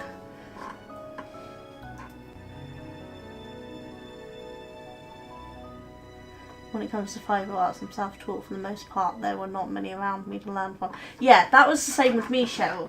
When I've done my knitting, I was entirely self-taught because there was no one to teach me. Crochet, at that point I started to make some yarny friends, and a couple of people tried to teach me to crochet and it didn't go well. And then, I don't know if you've gone back quite a few years, back when there was Yahoo groups, there was one called Free Cycle, and there was a lady on there offering to teach how to crochet. And she was semi-local to me, wasn't too far away, about a 45-minute drive. And so I went down to her for the day, and she was amazing. She taught me for free, and she even provided cake and tea. It was perfect. And I absolutely loved it, and it was thanks to her I learned how to crochet. But my loom weaving, because I have rigid needle looms and inkle looms and all that sort of stuff, all of that is basically self-taught because I didn't have anyone who knew how to do that. But my spinning wheel, I was about to get rid of it when I started my craft group, and a group of ladies turned up who were spinners, and they taught me how to use my spinning wheel. So I was able to learn how to use that, but none of them drop spindle. So that again is something I'm self-learning, and I'm not doing very well on. You were on Yahoo. It's going back a while, isn't it? Given away my age. I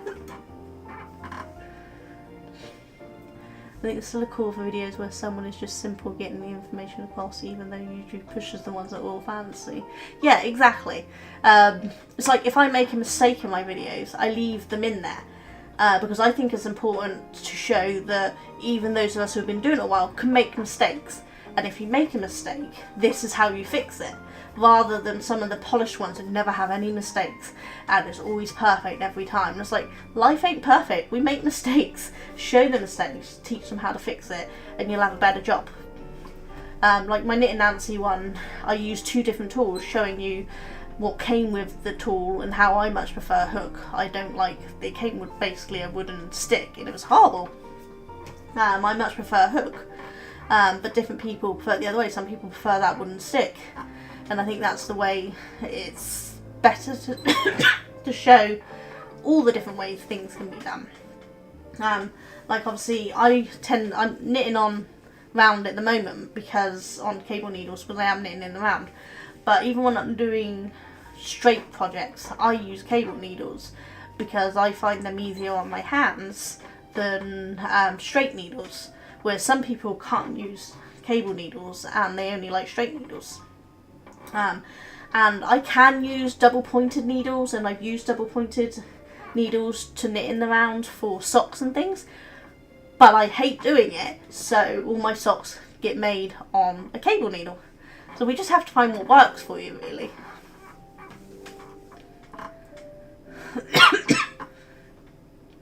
Yeah, YouTube really does push the polished, perfect ones with the perfect thumbnails and all that sort of stuff.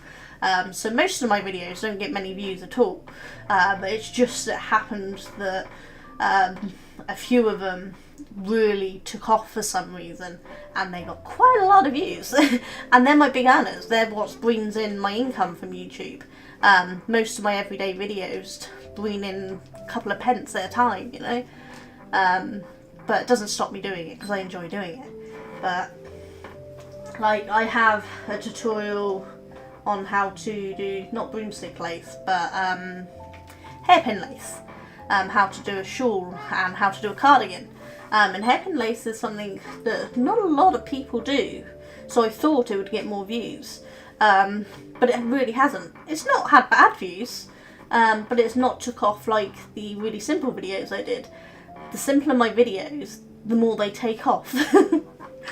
So now I don't worry about making them perfect and polished. As long as it's clear enough for people to see, then that's all that matters to me.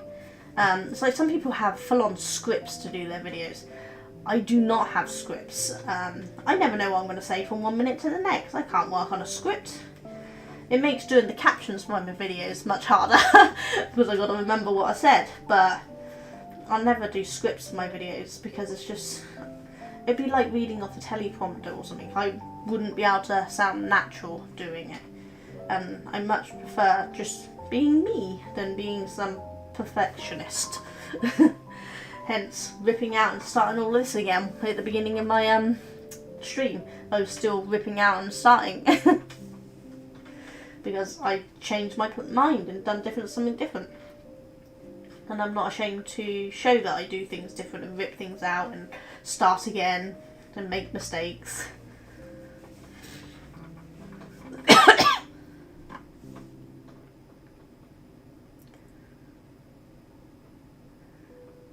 So you're saying you don't have, maybe you saw, but one with 400,000 views and people how to do basic. I need to check out that, how to do basic stuff with data. I need to learn. I'm going to have to go over and check your video. Because I'm really bad with it.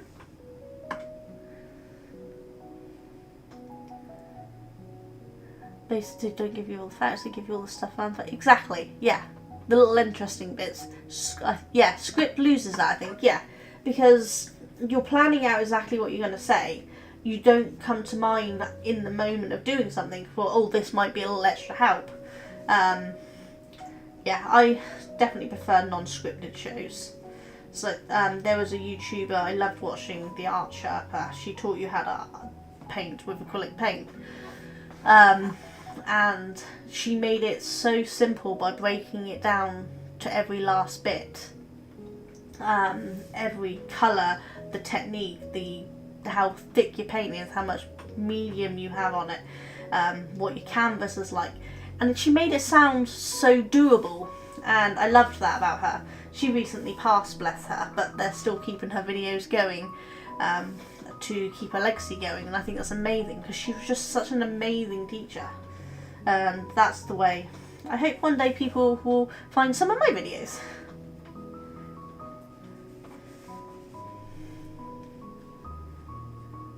Yeah, see, Cheryl sticks around even in all my madness, don't you, Cheryl? When I forget what I'm saying and lose track of halfway through a conversation what I was talking about and forget words and get them jumbled. I've got a few of my regulars who don't mind and stick around. Whereas I've had some on some of my videos who comment about my mispronunciation of words. I'm like, did you know what I meant? If you know what I meant, it don't matter I mispronounced it. As Cheetah will tell you, I can't pronounce half the words in the games I play. But I try, and that's all that matters. Doesn't affect the gameplay.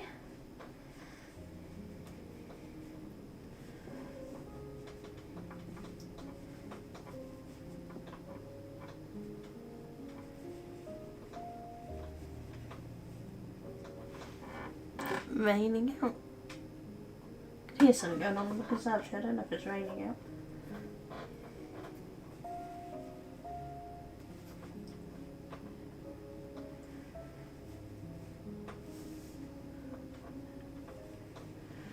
And it's a joy. It's quite funny, isn't it, Cheetle? Some of the words I'm just like, yep, no, don't know what that is. Let's just wing it.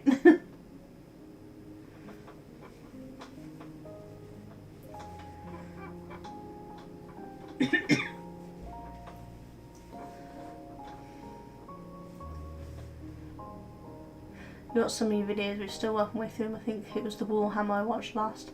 Yeah, the Warhammer I'm doing with my eldest son, who's very into his Warhammer. So we've been getting, it's technically a weekly magazine, but we get it every 4 weeks.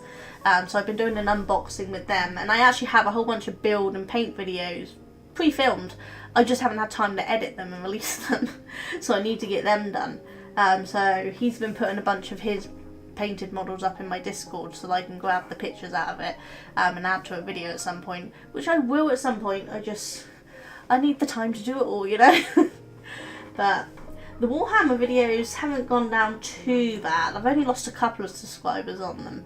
I was a little worried, but at the end of the day, I like it and it's my channel, and if you don't like it, then you are welcome to leave. If you don't like it, don't watch it, you know. So I've enjoyed doing it. And my little Warhammer collection is getting quite big now.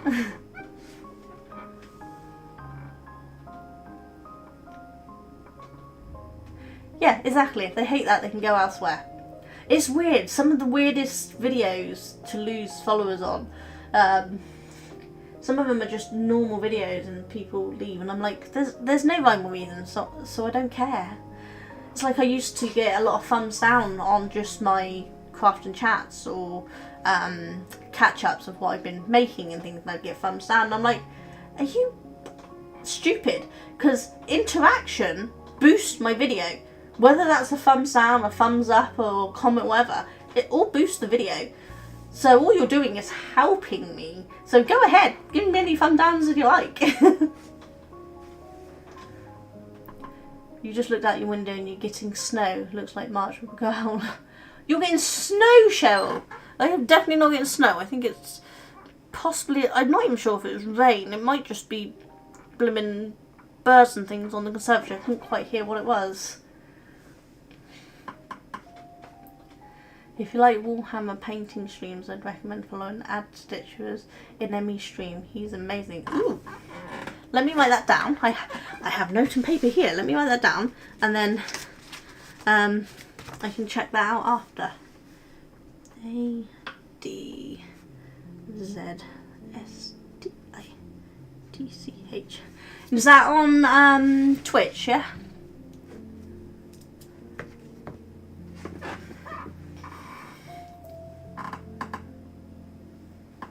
Yeah, that's my eldest son who posts them in the Discord.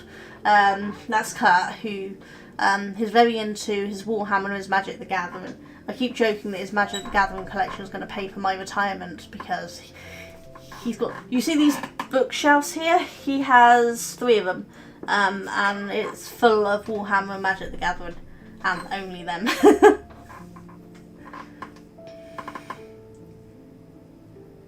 Oh, it blocked the link. How do I make it stop blocking links? I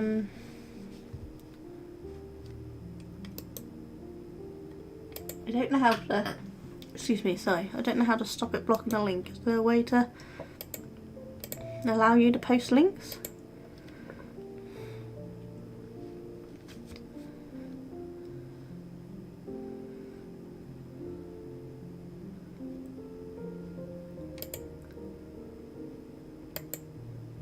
How do I make it, you have to be a model or VIP. Okay, let me see if I can turn you into one of them a minute. How do I do that?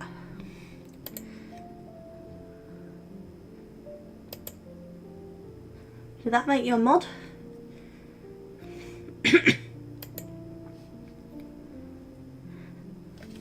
Ha! There we go. I can unmod you if you want. Just so you can post the link, and then I can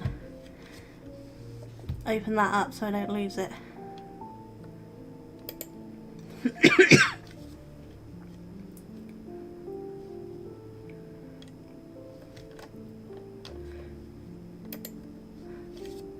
There we go. I've subscribed so I can follow him and watch some of his videos later. To be honest, I don't have any mods, so it doesn't bother me. I've been quite lucky. The Seribot thing does the modding blocking of the spammers, and I've touched wood. Been quite lucky not had any weirdos in my chats yet, which has been really nice. Because let's face it, normally you get at least 1 or 2, so I've been quite lucky. I've had a few weirdos in comments on my YouTube channel over the years, but I just block them. But most of the time I'm quite good, so I don't even have mods on my YouTube channel either. I probably should sort mods out at some point, but I've never seen the need for it, really. How did I end up having... You see, in theory, this is the top of my cake, but somehow I'm pulling from the bottom. I might have to re-cake that up at some point to make it the right way around. I don't know what I've done there. My chat is my weirdos, so they are my mods. But all the best people are weirdos. Look at me. Don't want to be normal and boring now, do we?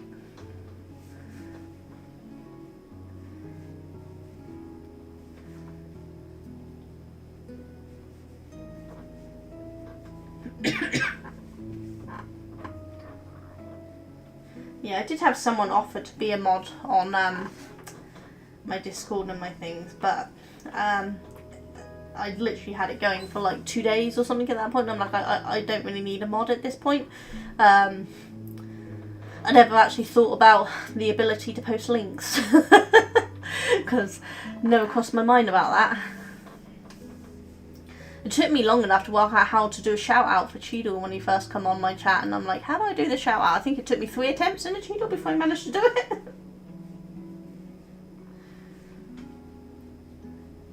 But I'm getting there. I mean, I've worked out how to unblock people now when Stream Elements or Siri get too annoyed with things.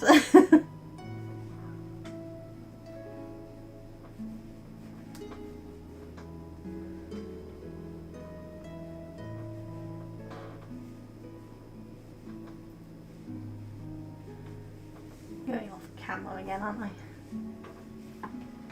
Yeah, after your timer ran out. I'm sorry, I was genuinely trying, I just couldn't work out where to do it. Who knew? All I had to do was change the thing from chat to moderation or something, and it worked. I didn't even know it was an actual choice to change it to chat thing, but well, it was somewhere in the chat system, wasn't it? But we worked it out in the end, didn't we? That was the important part. But it was your own fault. I did warn you not to use all caps. I don't know why it gets moody over all caps. I guess it's one point maybe spammers used all caps. I don't know. But it was just a built-in thing.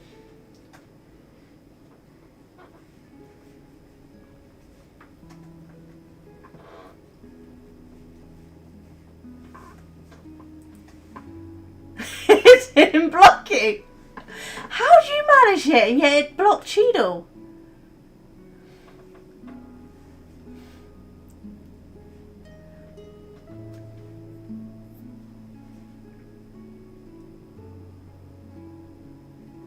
No, I said it kicked him, not me. I don't know how to kick people.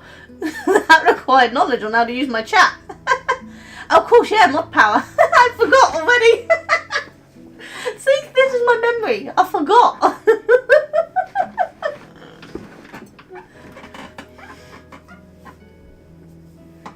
All cats believed you were shouting.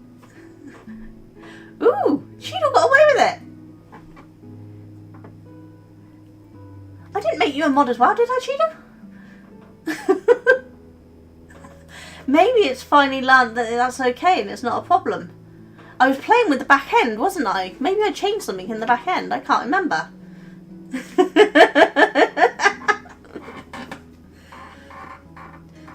Yeah, so is it the same on YouTube, Cheryl, that people get blocked for using all caps? I don't know.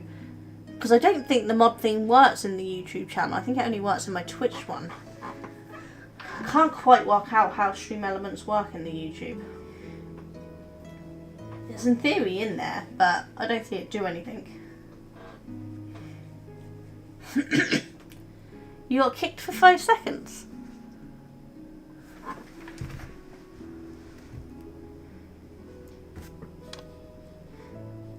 Oh. Yeah, that wasn't me.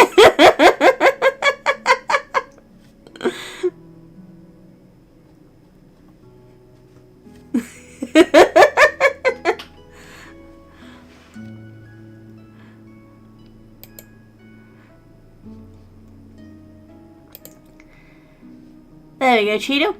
Now you're a mod, so now it shouldn't be able to kick you at all, should it?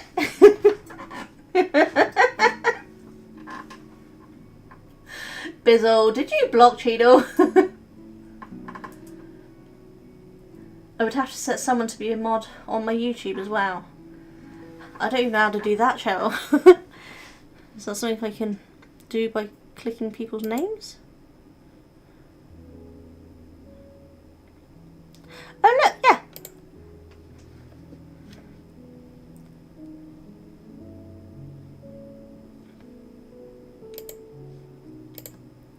There you go, Cheryl. I think I just made you a mod in my YouTube channel. I don't think you'll ever have to do any mod duty, but in case you ever do, there you go. Look at that, I'm getting mods.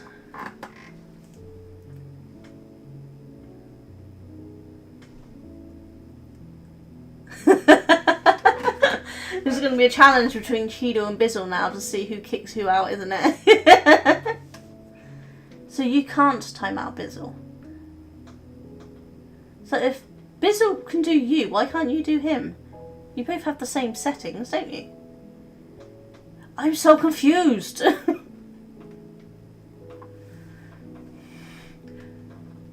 Oh, because you weren't modded at the time. Okay, see, I'm such an idiot. I just don't know how this works. I will get there. Slowly but surely, I will get there. You're welcome, Cheryl. I honestly don't think you'll have to do anything, because as you see, my YouTube chat is very quiet. I don't think we tend to have any problems in the chat. But just in case, now you are.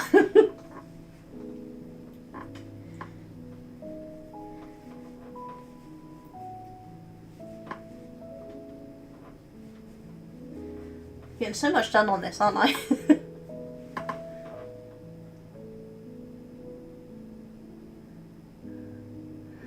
I'll never see the messages. Can I not see them on the back end anyway? I don't know how it works.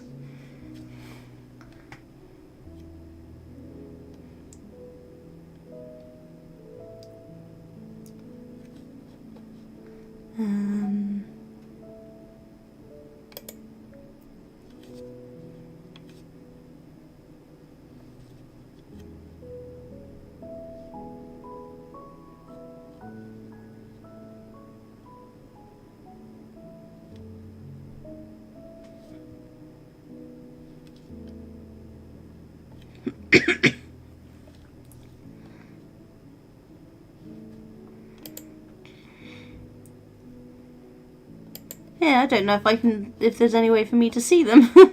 Oh well. Never mind.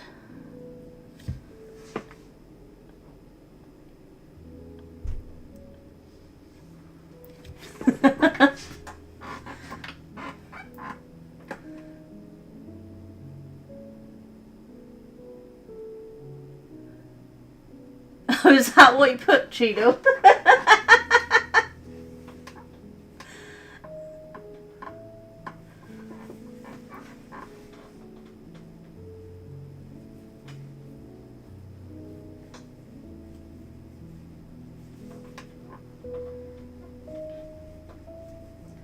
I don't even know how far around I've got on this road so far. Let's see. That far. That's as far as I got on creating the loops.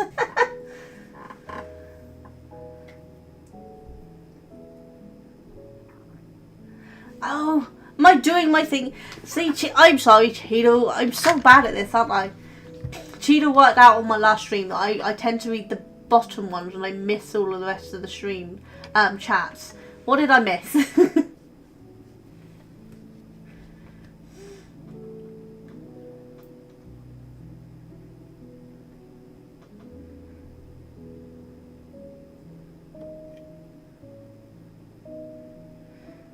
Let's see, I missed some chat from Bizzle as well.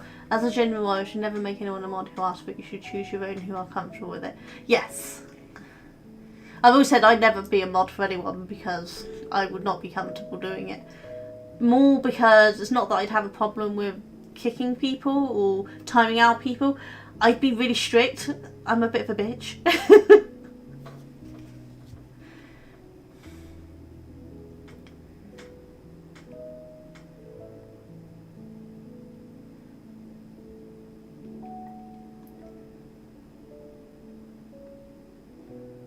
Did I miss anything else?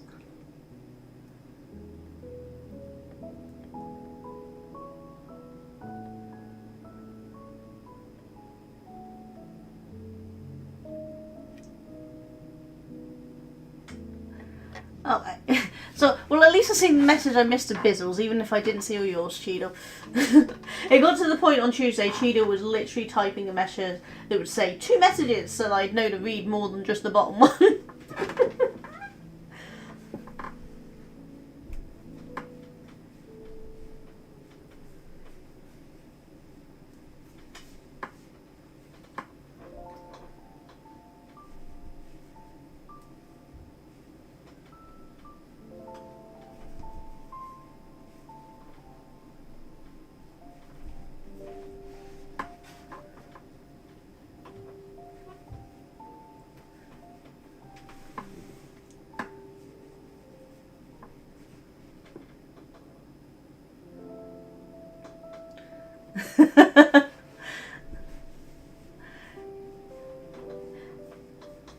Yeah, I can't blame people who don't like horror games not watching them, can you? But I'm actually quite a big horror fan. I love horror movies and things, and I don't actually have anyone to watch horror movies with because no one else around here likes horror movies much.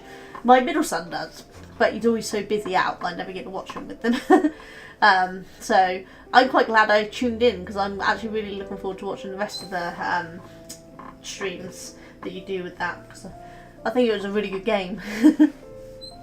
I do like my horror stuff. But I'm not into too much gore. I'm more into psychological horror than gore.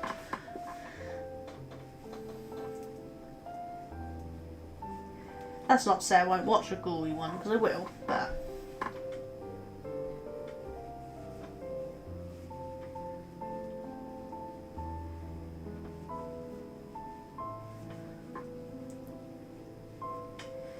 I like pretty much any movie. I'm not really fussy.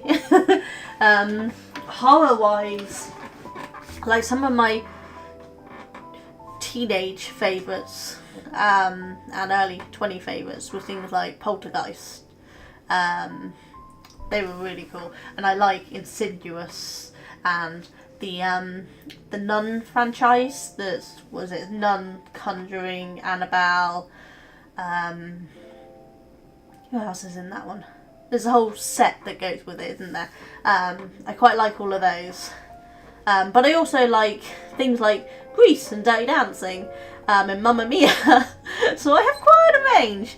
We have a big DVD collection in this house because me and Duncan do like our movies.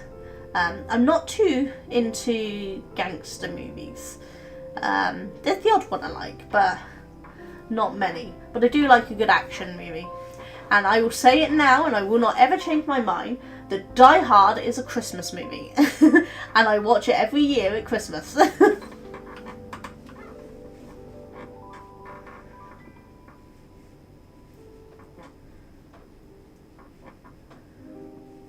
It is, isn't it? It's a Christmas movie. Anyone who says otherwise is deluded.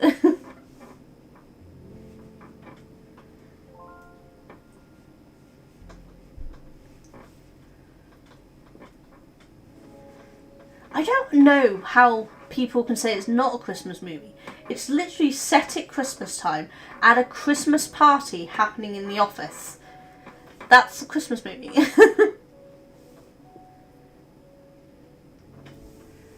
You have an argument with my wife every year. She says Home Alone isn't a Christmas movie. Home Alone's a Christmas movie. I watch that every year at Christmas as well. Home Alone is totally a Christmas movie. Gremlins. I love Gremlins. Again, I watch that every year at Christmas. I have a set of movies that I watch every year at certain times in the year. And Home Alone, Die Hard and Gremlins are my Christmas movies. I watched Beetlejuice October, November because that was my dad's nickname, so it's kind of a memory of him. So I watched that on the anniversary of his death every year. I have a bunch of different movies I like watching at Halloween. Some are fun ones, some are scary ones. Just like going back to them. But yeah, I have a little set that I like, you know?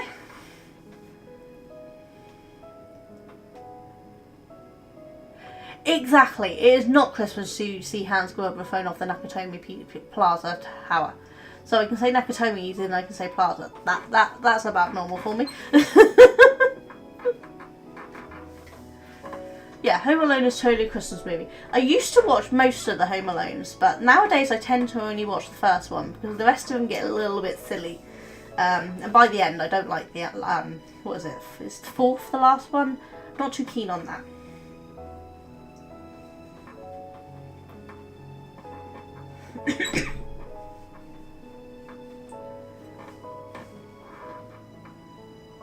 Yes, Nightmare Before Christmas is one of the ones I watch every Halloween. It is a Halloween movie. It's a spooky movie. It just happens to have a Christmas theme to it. But it's about the guy, Jack. It's about Jack at Halloween. So people could argue it's both, but it's definitely a Halloween movie. I think I actually have 2 copies of that because I forgot I owned one, so I bought it again.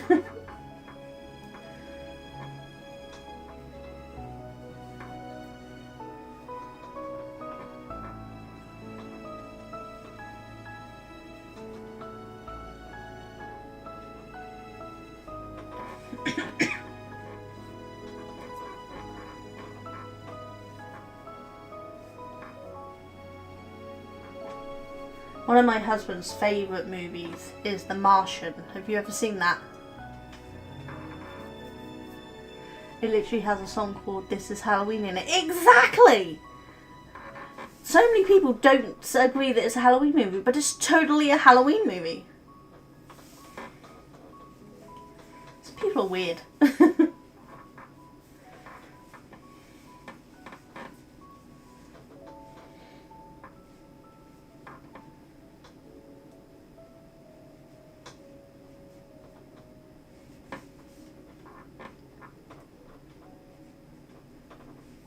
I now have This Is Halloween running through my head.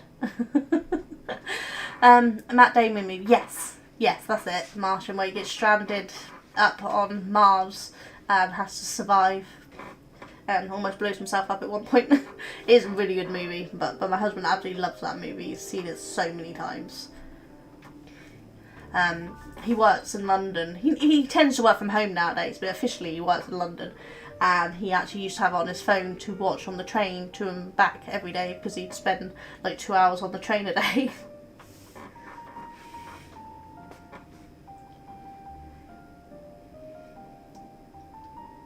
Yeah, exactly.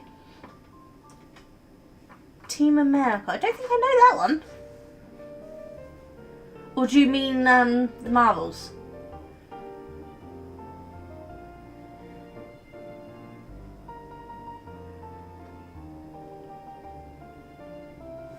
You saw it quite late, The Martian, I think last year or the year before. Oh wow, so yeah, you didn't see it much. Team America. Oh yeah, no, I don't think I've seen Team America.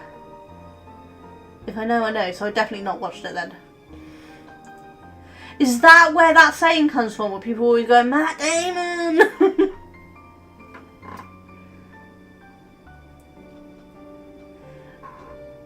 I'm gonna have to watch that. I wonder what's that on. Let me write that down so I can remember to look it up.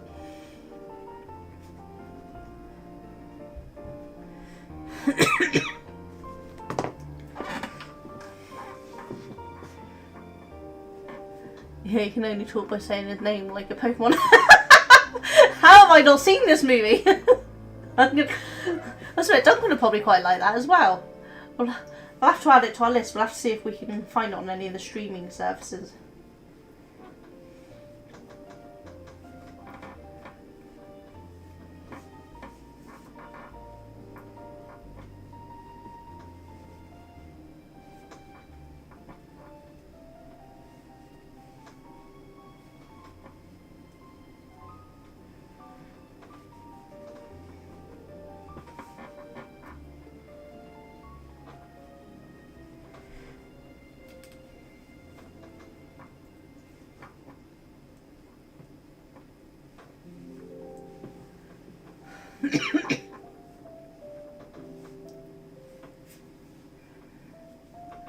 So basically the backstory is the puppet they had for Matt Damon mounted, but rather than remake it, they changed the script.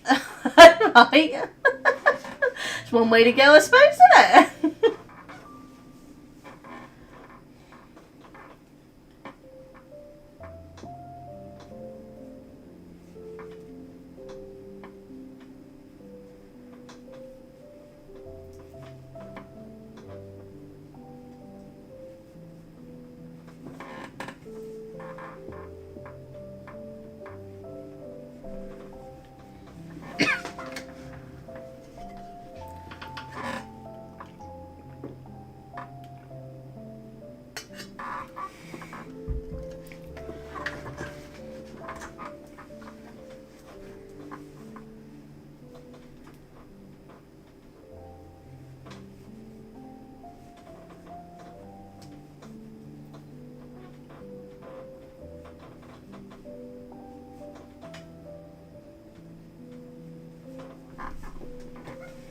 The only thing about this, it takes so long to do a single round.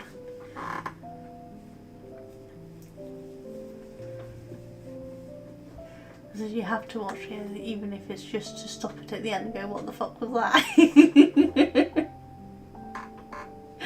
I'm totally going to watch it. I'll have to find what streaming service is on and see if I can get access to someone's streaming service. I have access to Netflix on my son's account, and we have Amazon Prime. I think we have Paramount Plus, but that's about the only things we got. But it's bound to be on something, isn't it?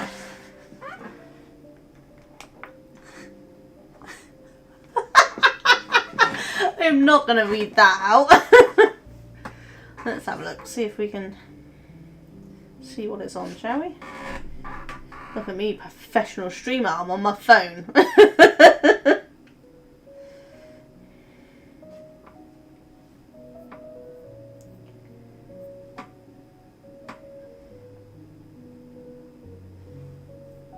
looks like it's on Amazon Prime, but for paying, and YouTube for paying. How it's cheap on YouTube, I'd do it on YouTube.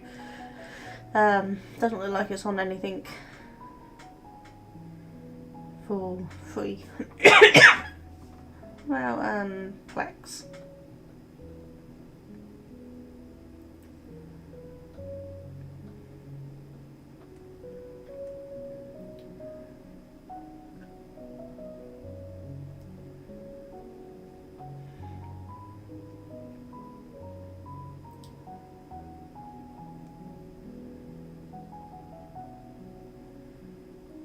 Is there a bunch of them? Because Plex seems to be bringing up a whole bunch of different ones. Team America Capturing or something, and Team America Miniature and World Police.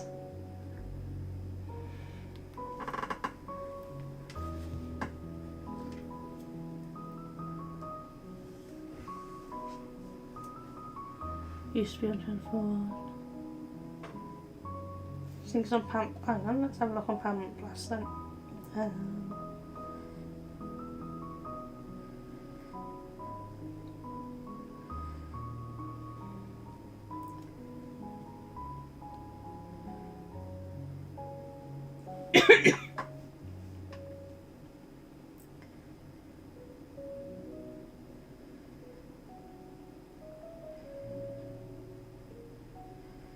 Let's read a sign in. I don't know if I remember my details. No, but my phone does, and that's good enough.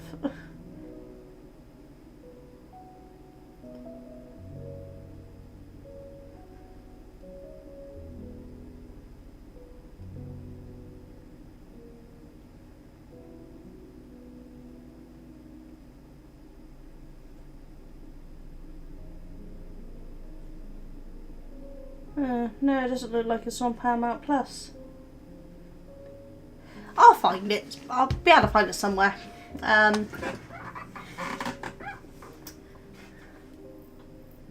It's Team America World Police. Okay, cool. So that was on Plex, so I can probably watch on there then, hopefully. Awesome. If not, my middle son's got one of those things you plug into your TV that has lots of stuff on it. So maybe it'll be on there and I can just borrow that.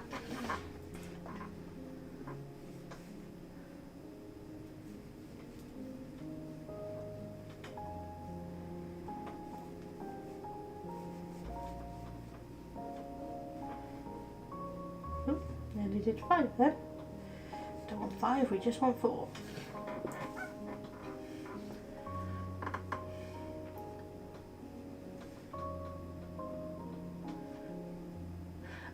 Am I going to understand what those 2 laugh references are after I've watched the movie, or?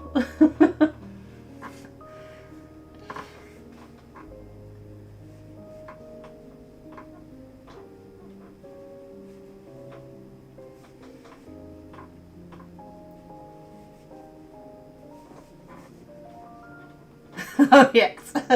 Okay, well, I'll let you know once I've watched it then.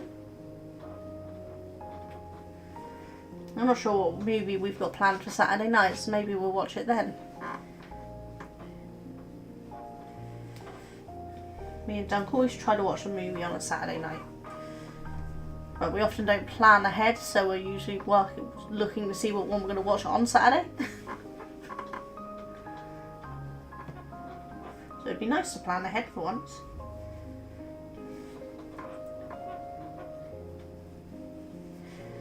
Last week we watched one called The Blackening. If you've seen the comedy horror, The Blackening, that was hilarious. It's bad acting, but it was hilarious.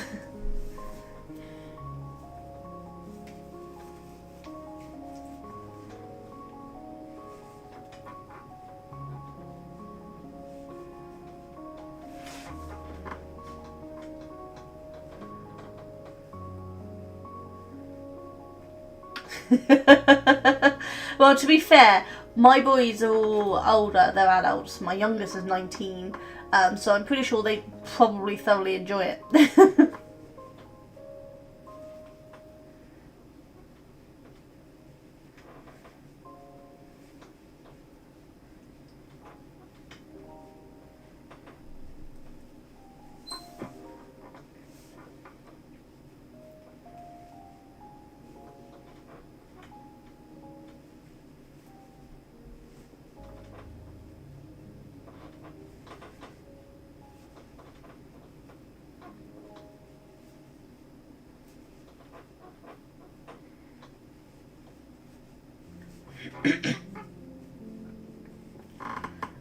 Oh my god, Bissell.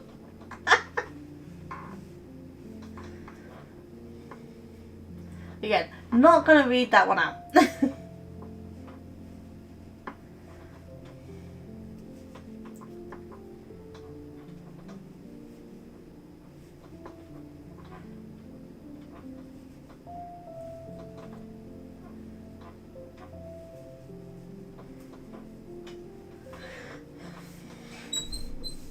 Maybe halfway around now.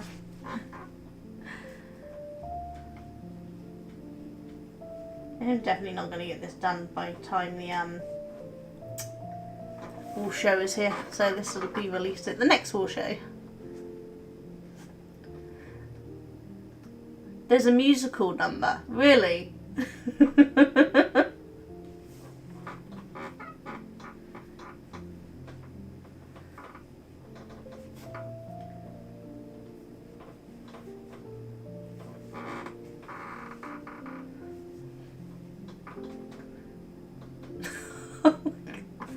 How messed up is this movie?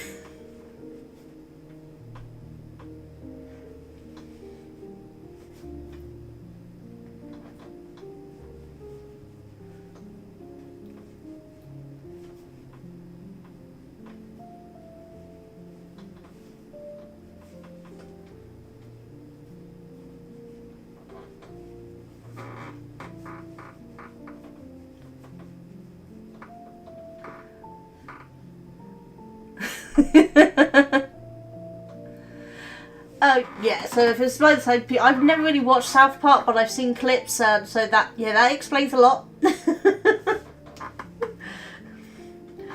think I'm gonna absolutely love watching this movie.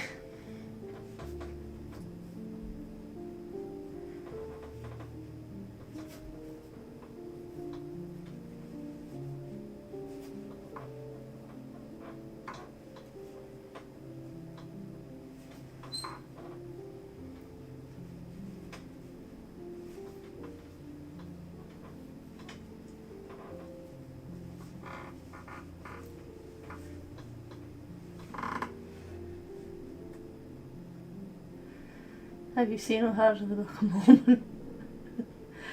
Mormon? She'd always fades out with the montage.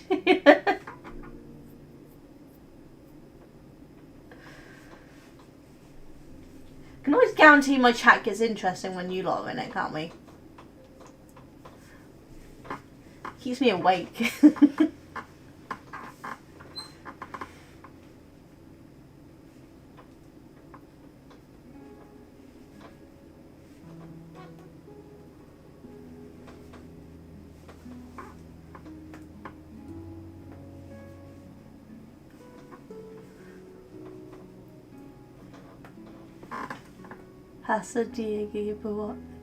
Do I want to be reading that out?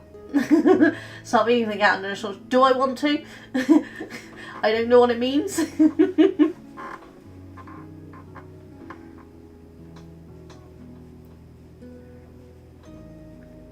Sing it with joy. Now see, if I sing, I'll break the stream and the screens and pretty much everything else going.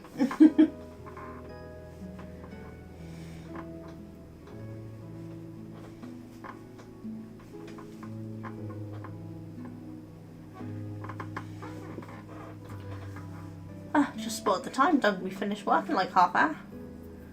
I'm definitely not going to get much done on this, am I? Book of Mormon is a musical stage production by the same people. Hey!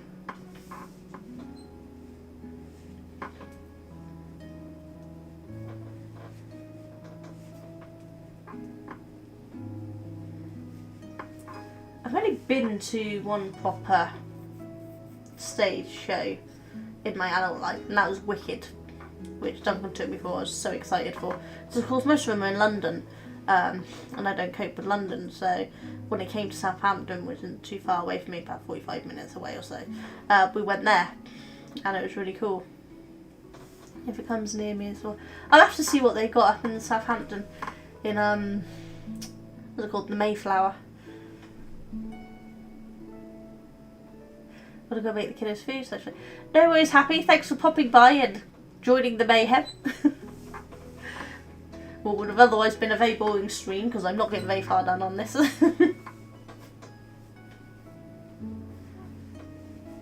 Enjoy your food. Oh, it's happening on at Southampton at the moment. I never realised. I really need to pay more attention to what's going on down there.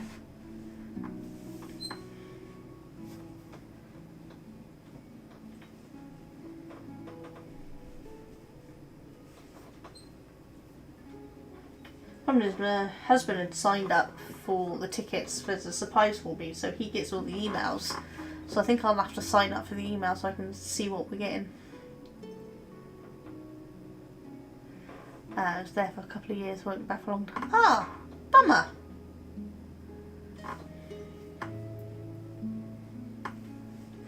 I'd like to do stuff in London, but London freaks me out. If Holly does a meet up that way, then I'm going to try my best to not chicken out and go, but no guarantees.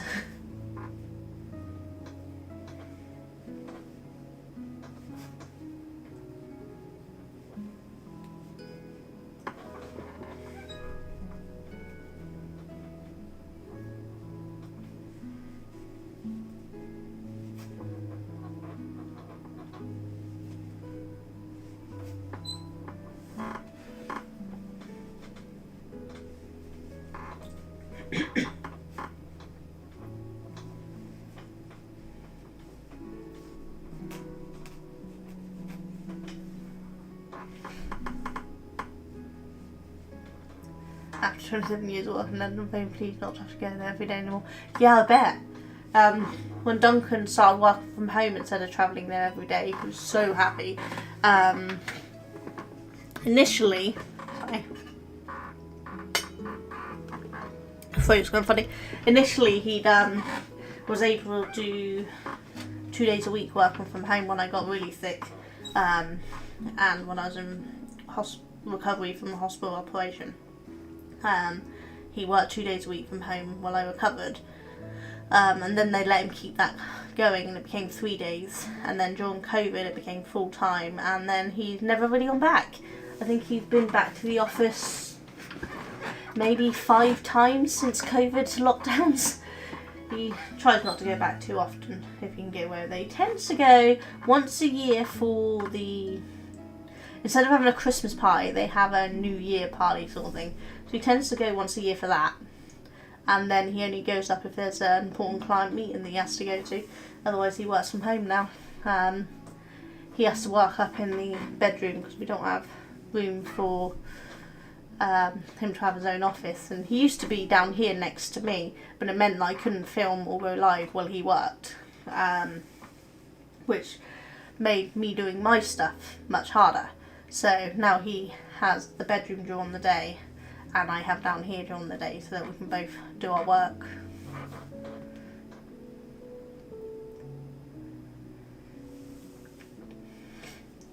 Kinky Boots is one that I've been recommended to go and see. That's supposed to be really good.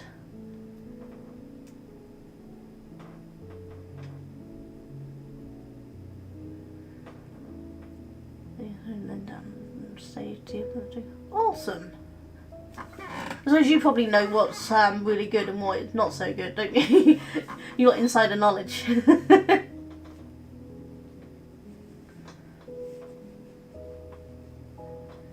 Yeah, one of my crafty friends said I'd probably like Kinky Boots.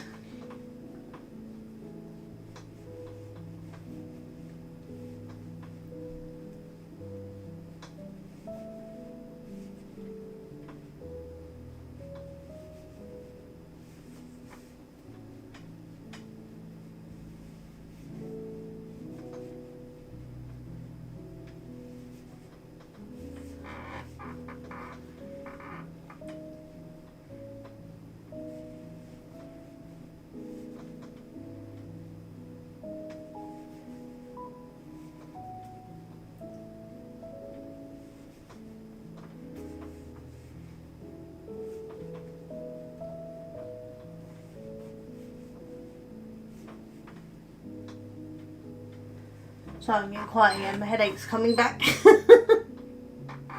Thought I got rid of it. Keeps coming and going, it's doing my head in. If you do see it, you'll need to see Festival Space. Oh right, awesome! Yeah, it's definitely one on my list to go and see, because I was told it was really, really good.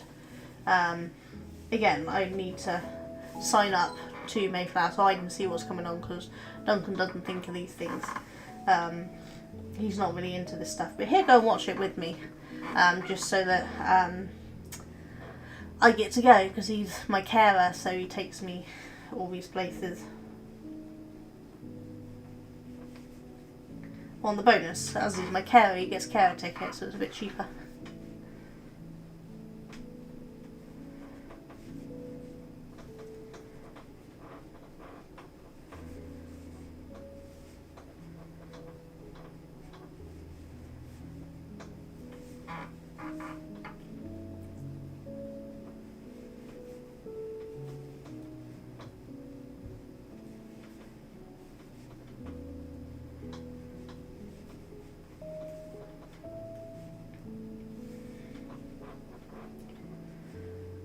What am I going to do then? 1, 2, 3, 4. So, do we think we'll get to the end of at least this round before the end? You took Emmy to see Slipknot. You went to see Slipknot? Nice! Yeah, it's quite cool. The most places give carer tickets for free, which I think is really handy, because it is expensive to go places with everybody. And I can't go on my own, so I need someone with me at all times, and so Duncan's very kind and takes me to a lot of places he has no interest in. Yeah, I bet it was epic. And you're seeing Disturbed in October. Oh my god, I'm so jealous. That's amazing. Yeah, I haven't been to anything like that. That is so cool.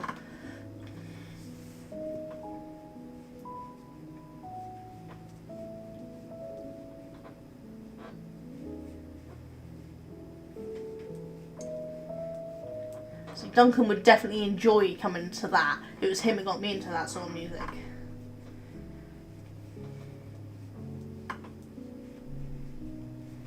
But he's taking me to see Mamma Mia in the cinema for Mother and Sunday, which is definitely not really his thing. But he's taking me anyway. And we're seeing it at the Everyman Cinema. We have 2 cinemas in my town now. We have an Odeon and an Everyman. The Odeon is in a listed grade 2, I think, building, so it's not accessible in any shape or form, so I very rarely went to the cinema there. We always travelled down to Southampton, but they closed the one that I used to go to. But they opened up an Everyman 2 years ago, I want to say. I haven't been often, but Duncan's took me a couple of times because I can use my wheelchair right up to the seat. And they're so lovely there.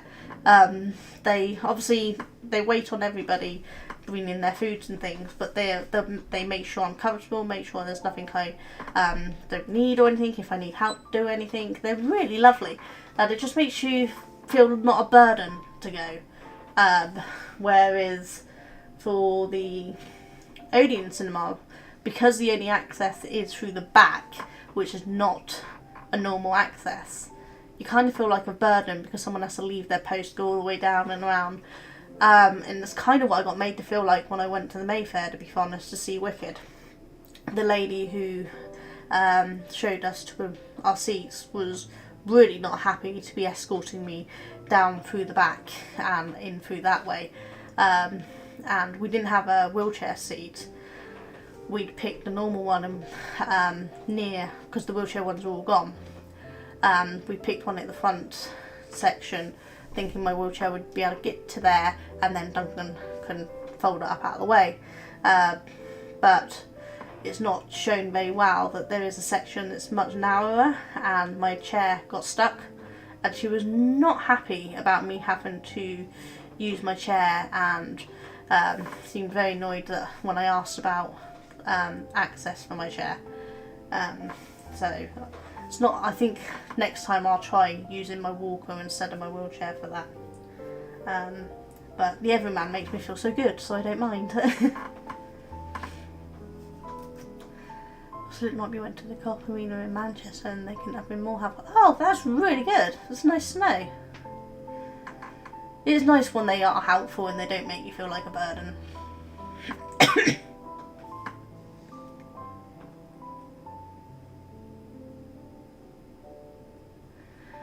So Cindy Lauper wrote, based off the movie which he was consultant and refused to acknowledge him. So he follows the show around and sells his book. He gets sales and companies get advertising from having the real child. Oh wow! Well, at least he's getting something from it then. That's kind of mean. Why does she not acknowledge him for it? That doesn't seem right.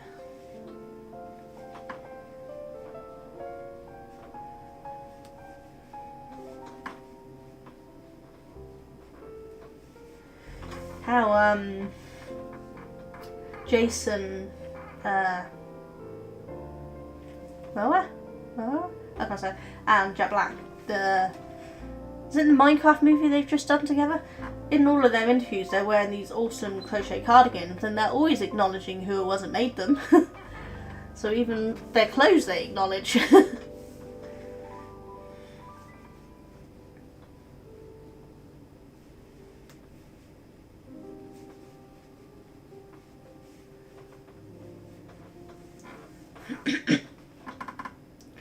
It's become white out about 3 cm.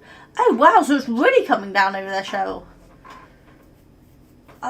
If you don't mind, do you want to shove a photo in the group for me so I can have a look? You know me by now, Cheryl, I'm so nosy. Because Lauper's an ass. Sounds like it.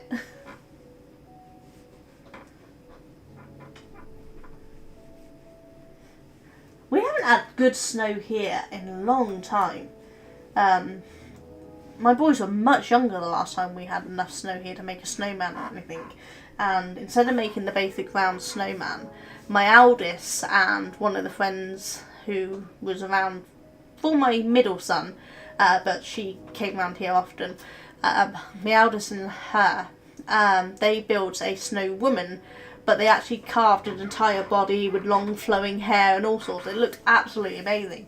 But I think that's the last time we had any decent snow, and that they were much younger then, maybe 14, 15. So that's over 10 years ago. We haven't had a large amount of snow since then. You tried to get one later. Oh, thank you, Shell. Don't go out of your way. If it's just if you happen to have time to take one and post it, that would be really lovely. Ha, snow tits. Trust you, Cheeto, trust you.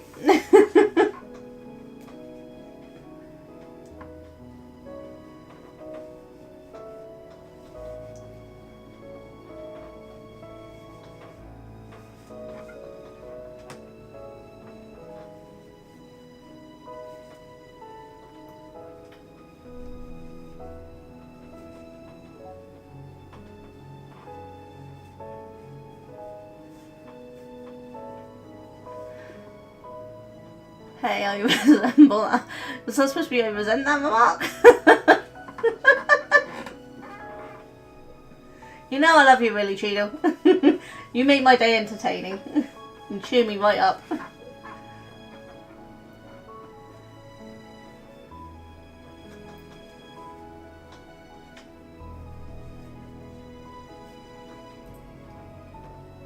Life would be boring if we were all prim and proper. It never had innuendos and any funny things.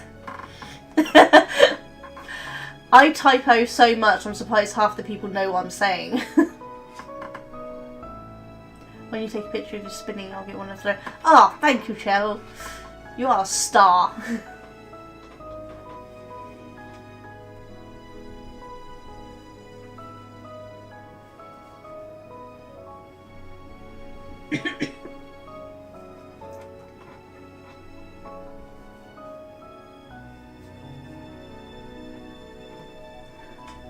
I've noticed Stream Elements hasn't been posting randomly today, so I've obviously managed to fix that. So we are getting there. I'm slowly getting there.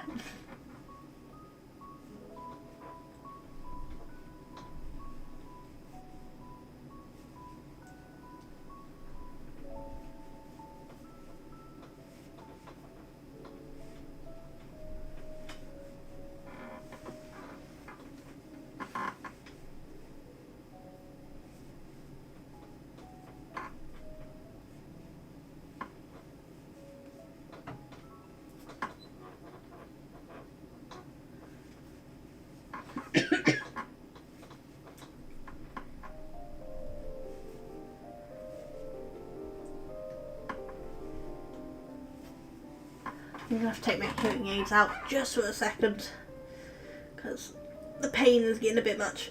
Ow. Oh.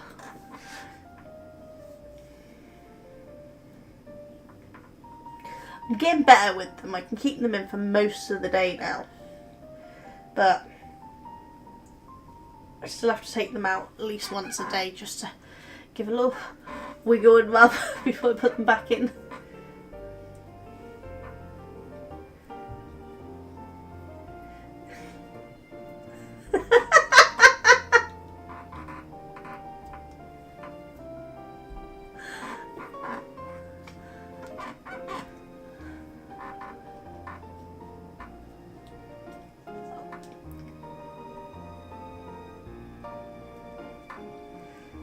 There we go, I can hear again. I can hear without them, but it's so much quieter.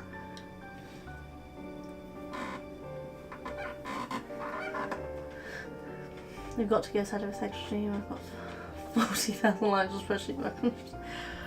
Wow, nice work, Bizzle. Thanks for keeping us company. It's been really good fun.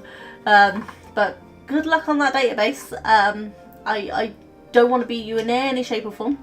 That is impressive. But I'm glad you managed to get so much done.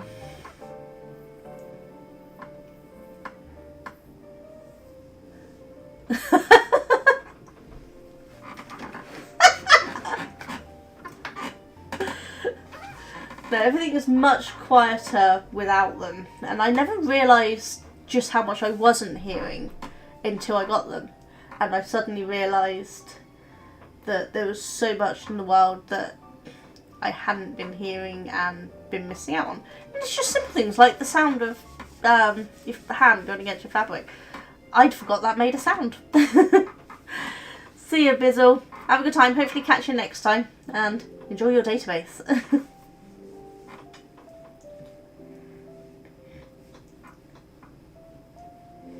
It does mean now that I hear the squeak on my chair so much more.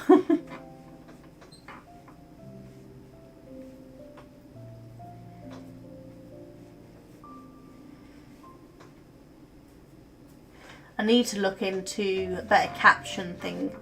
I really do hate my chair now. I mean, don't get me wrong, it's a lovely precious chair that I got from Student Disability Services when I was doing my degree, because it can bend and pump up and change angles and do all these things. It's chair with all the bells and whistles, but it's old at this point. And though the fabric in that's actually such good quality that there's not a single mark on it. It squeaks. It needs seriously oiling, but it's too heavy for me to shift about to do that, so I need Duncan or one of my boys to do it. And they're all so busy, they just don't have time.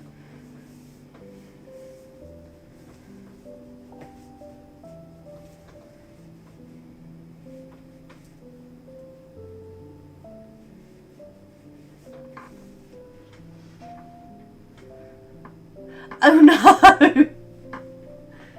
I hope you didn't fall out when it broke off or get stabbed by anything.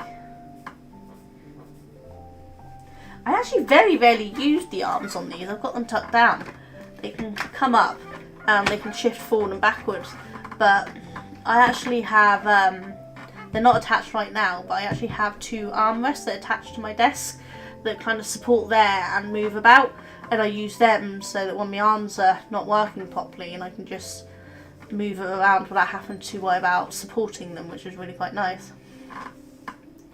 You fell, you hit the wall on your way down the floor. Ooh! Ow! I hope you weren't damaged too much, because that sounds painful. That is not good.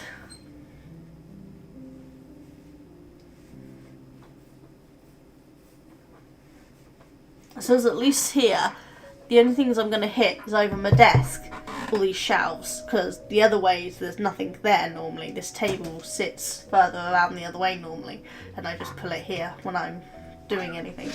So if I fell sideways, I just hit the floor and not hit anything else. And if I fall to that, then I shouldn't think there'd be too much damage, because I'll just fall against it and I can pull myself back up.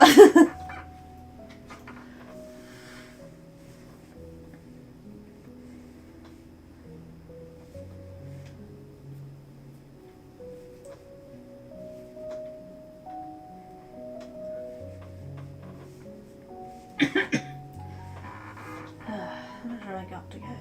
Oh, still loads. I'm definitely not going to make it around here.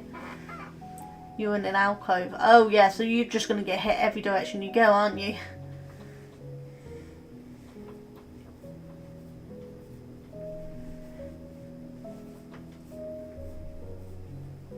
I mean, this room, as I call it a room, is quite small. I mean, this camera, one pointing upwards, can get the whole room in view. So it's quite small, but it's quite open at the same time. Even though I've got stuff against the walls and there's not much space, there's literally a 4-foot gap between my desk and the walls, and that's what fits my table in, and that's it, that's the whole space. But it's still pretty open, so it's not too bad. Whereas an alcove, you're going to be quite closed in, aren't you?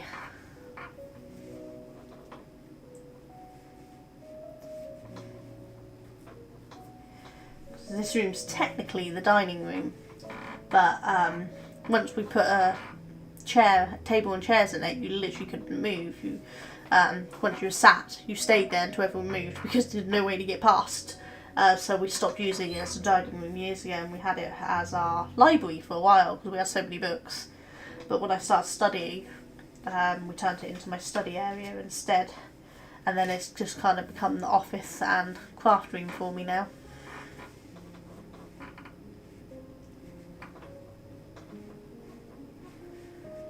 And I'm going completely off camera again, aren't I?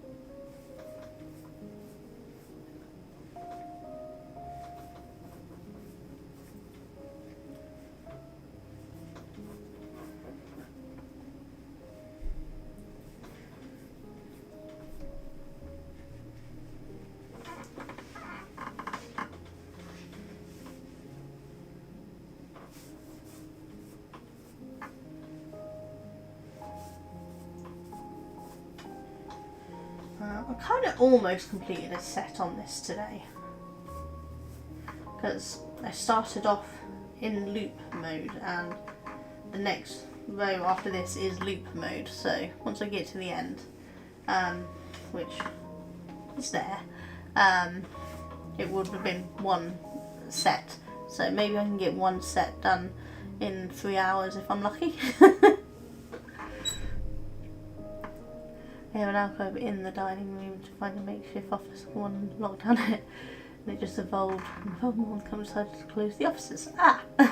Yeah, that's what kind of happened with Duncan. He used to work beside me, and then at one point he worked just sat on the sofa because he was only there for a couple of days. But slowly, as he became doing more and more, he had to find a proper setup place, so he has his own desk, which, as I said, is now upstairs in the bedroom, but at one point it was that me and him sat side by side here. Because we've got old-fashioned desks. They were his parents' many years ago. So they're quite big and bulky, but they're fabulous, and they hold up well, so we keep using them. But they are, I mean, my desk takes up basically the whole wall between the conservatory and the door to the kitchen. There's nothing else there, it's just my desk. I've got a small table beside my desk that has my tower on it, and that's it, that's the wall took up. So when we were the other side, beside where the white units are, we were literally butted up against each other. So it's not a huge space, but it's not terrible. It's better than my youngster's bedroom, which is so small it doesn't actually fit a single bed in it. We have to get him a small couch thing, futon-y couch thing for him to sleep on. So I shouldn't complain. It's not a terrible space to work in.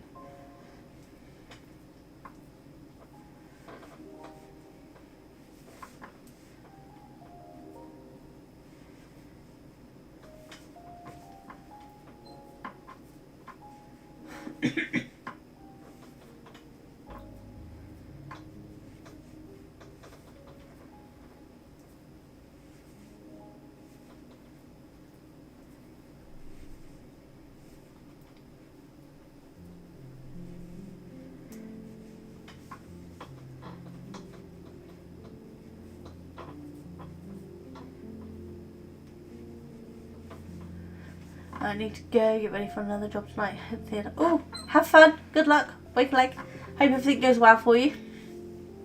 And hopefully catch you on your stream tomorrow. For Portal, isn't it, tomorrow? So hopefully catch you then. You take care, and thank you for keeping me company and cheering me up. I always need a laugh, and you've definitely helped me with that, so thank you very much for that.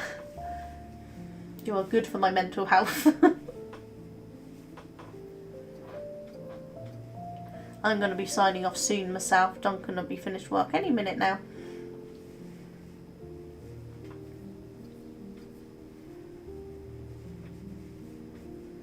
I'm not going to get to the end of this. I'll work some more on it tonight, but definitely not going to get it done on stream. Oh, your babysitting stage for Psychedelic Sally, so going to be boring as hell. Oh! Boring? Well, hopefully it will have a surprise and be much more entertaining than you thought. But in a good way, nothing bad going wrong.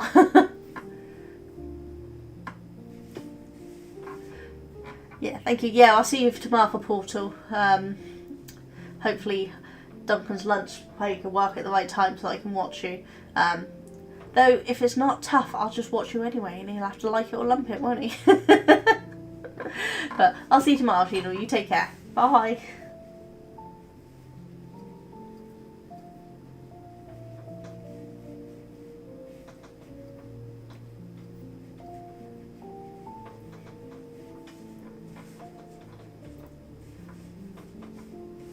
Awesome portal blocks.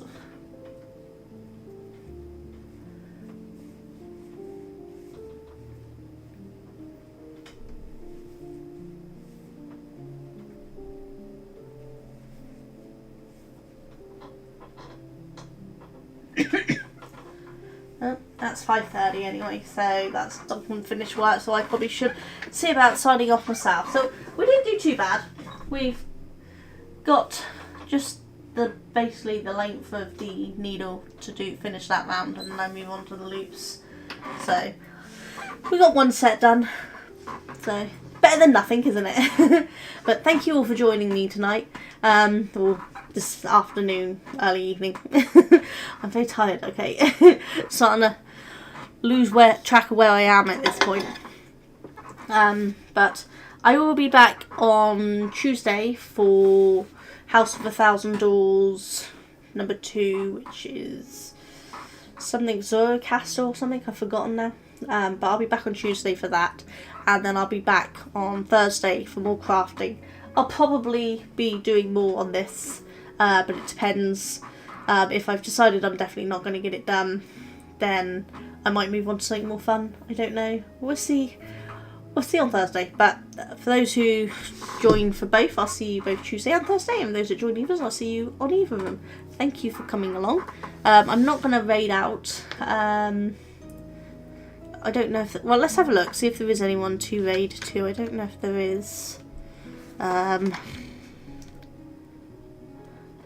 somehow went into mod stream at view, and I don't know how to get back to stream info instead of thingy. Where's the raid thing? I don't know. Okay, I might not be able to raid. I can't work out how to do it. I changed mode earlier and I don't know how I changed back. So we won't raid.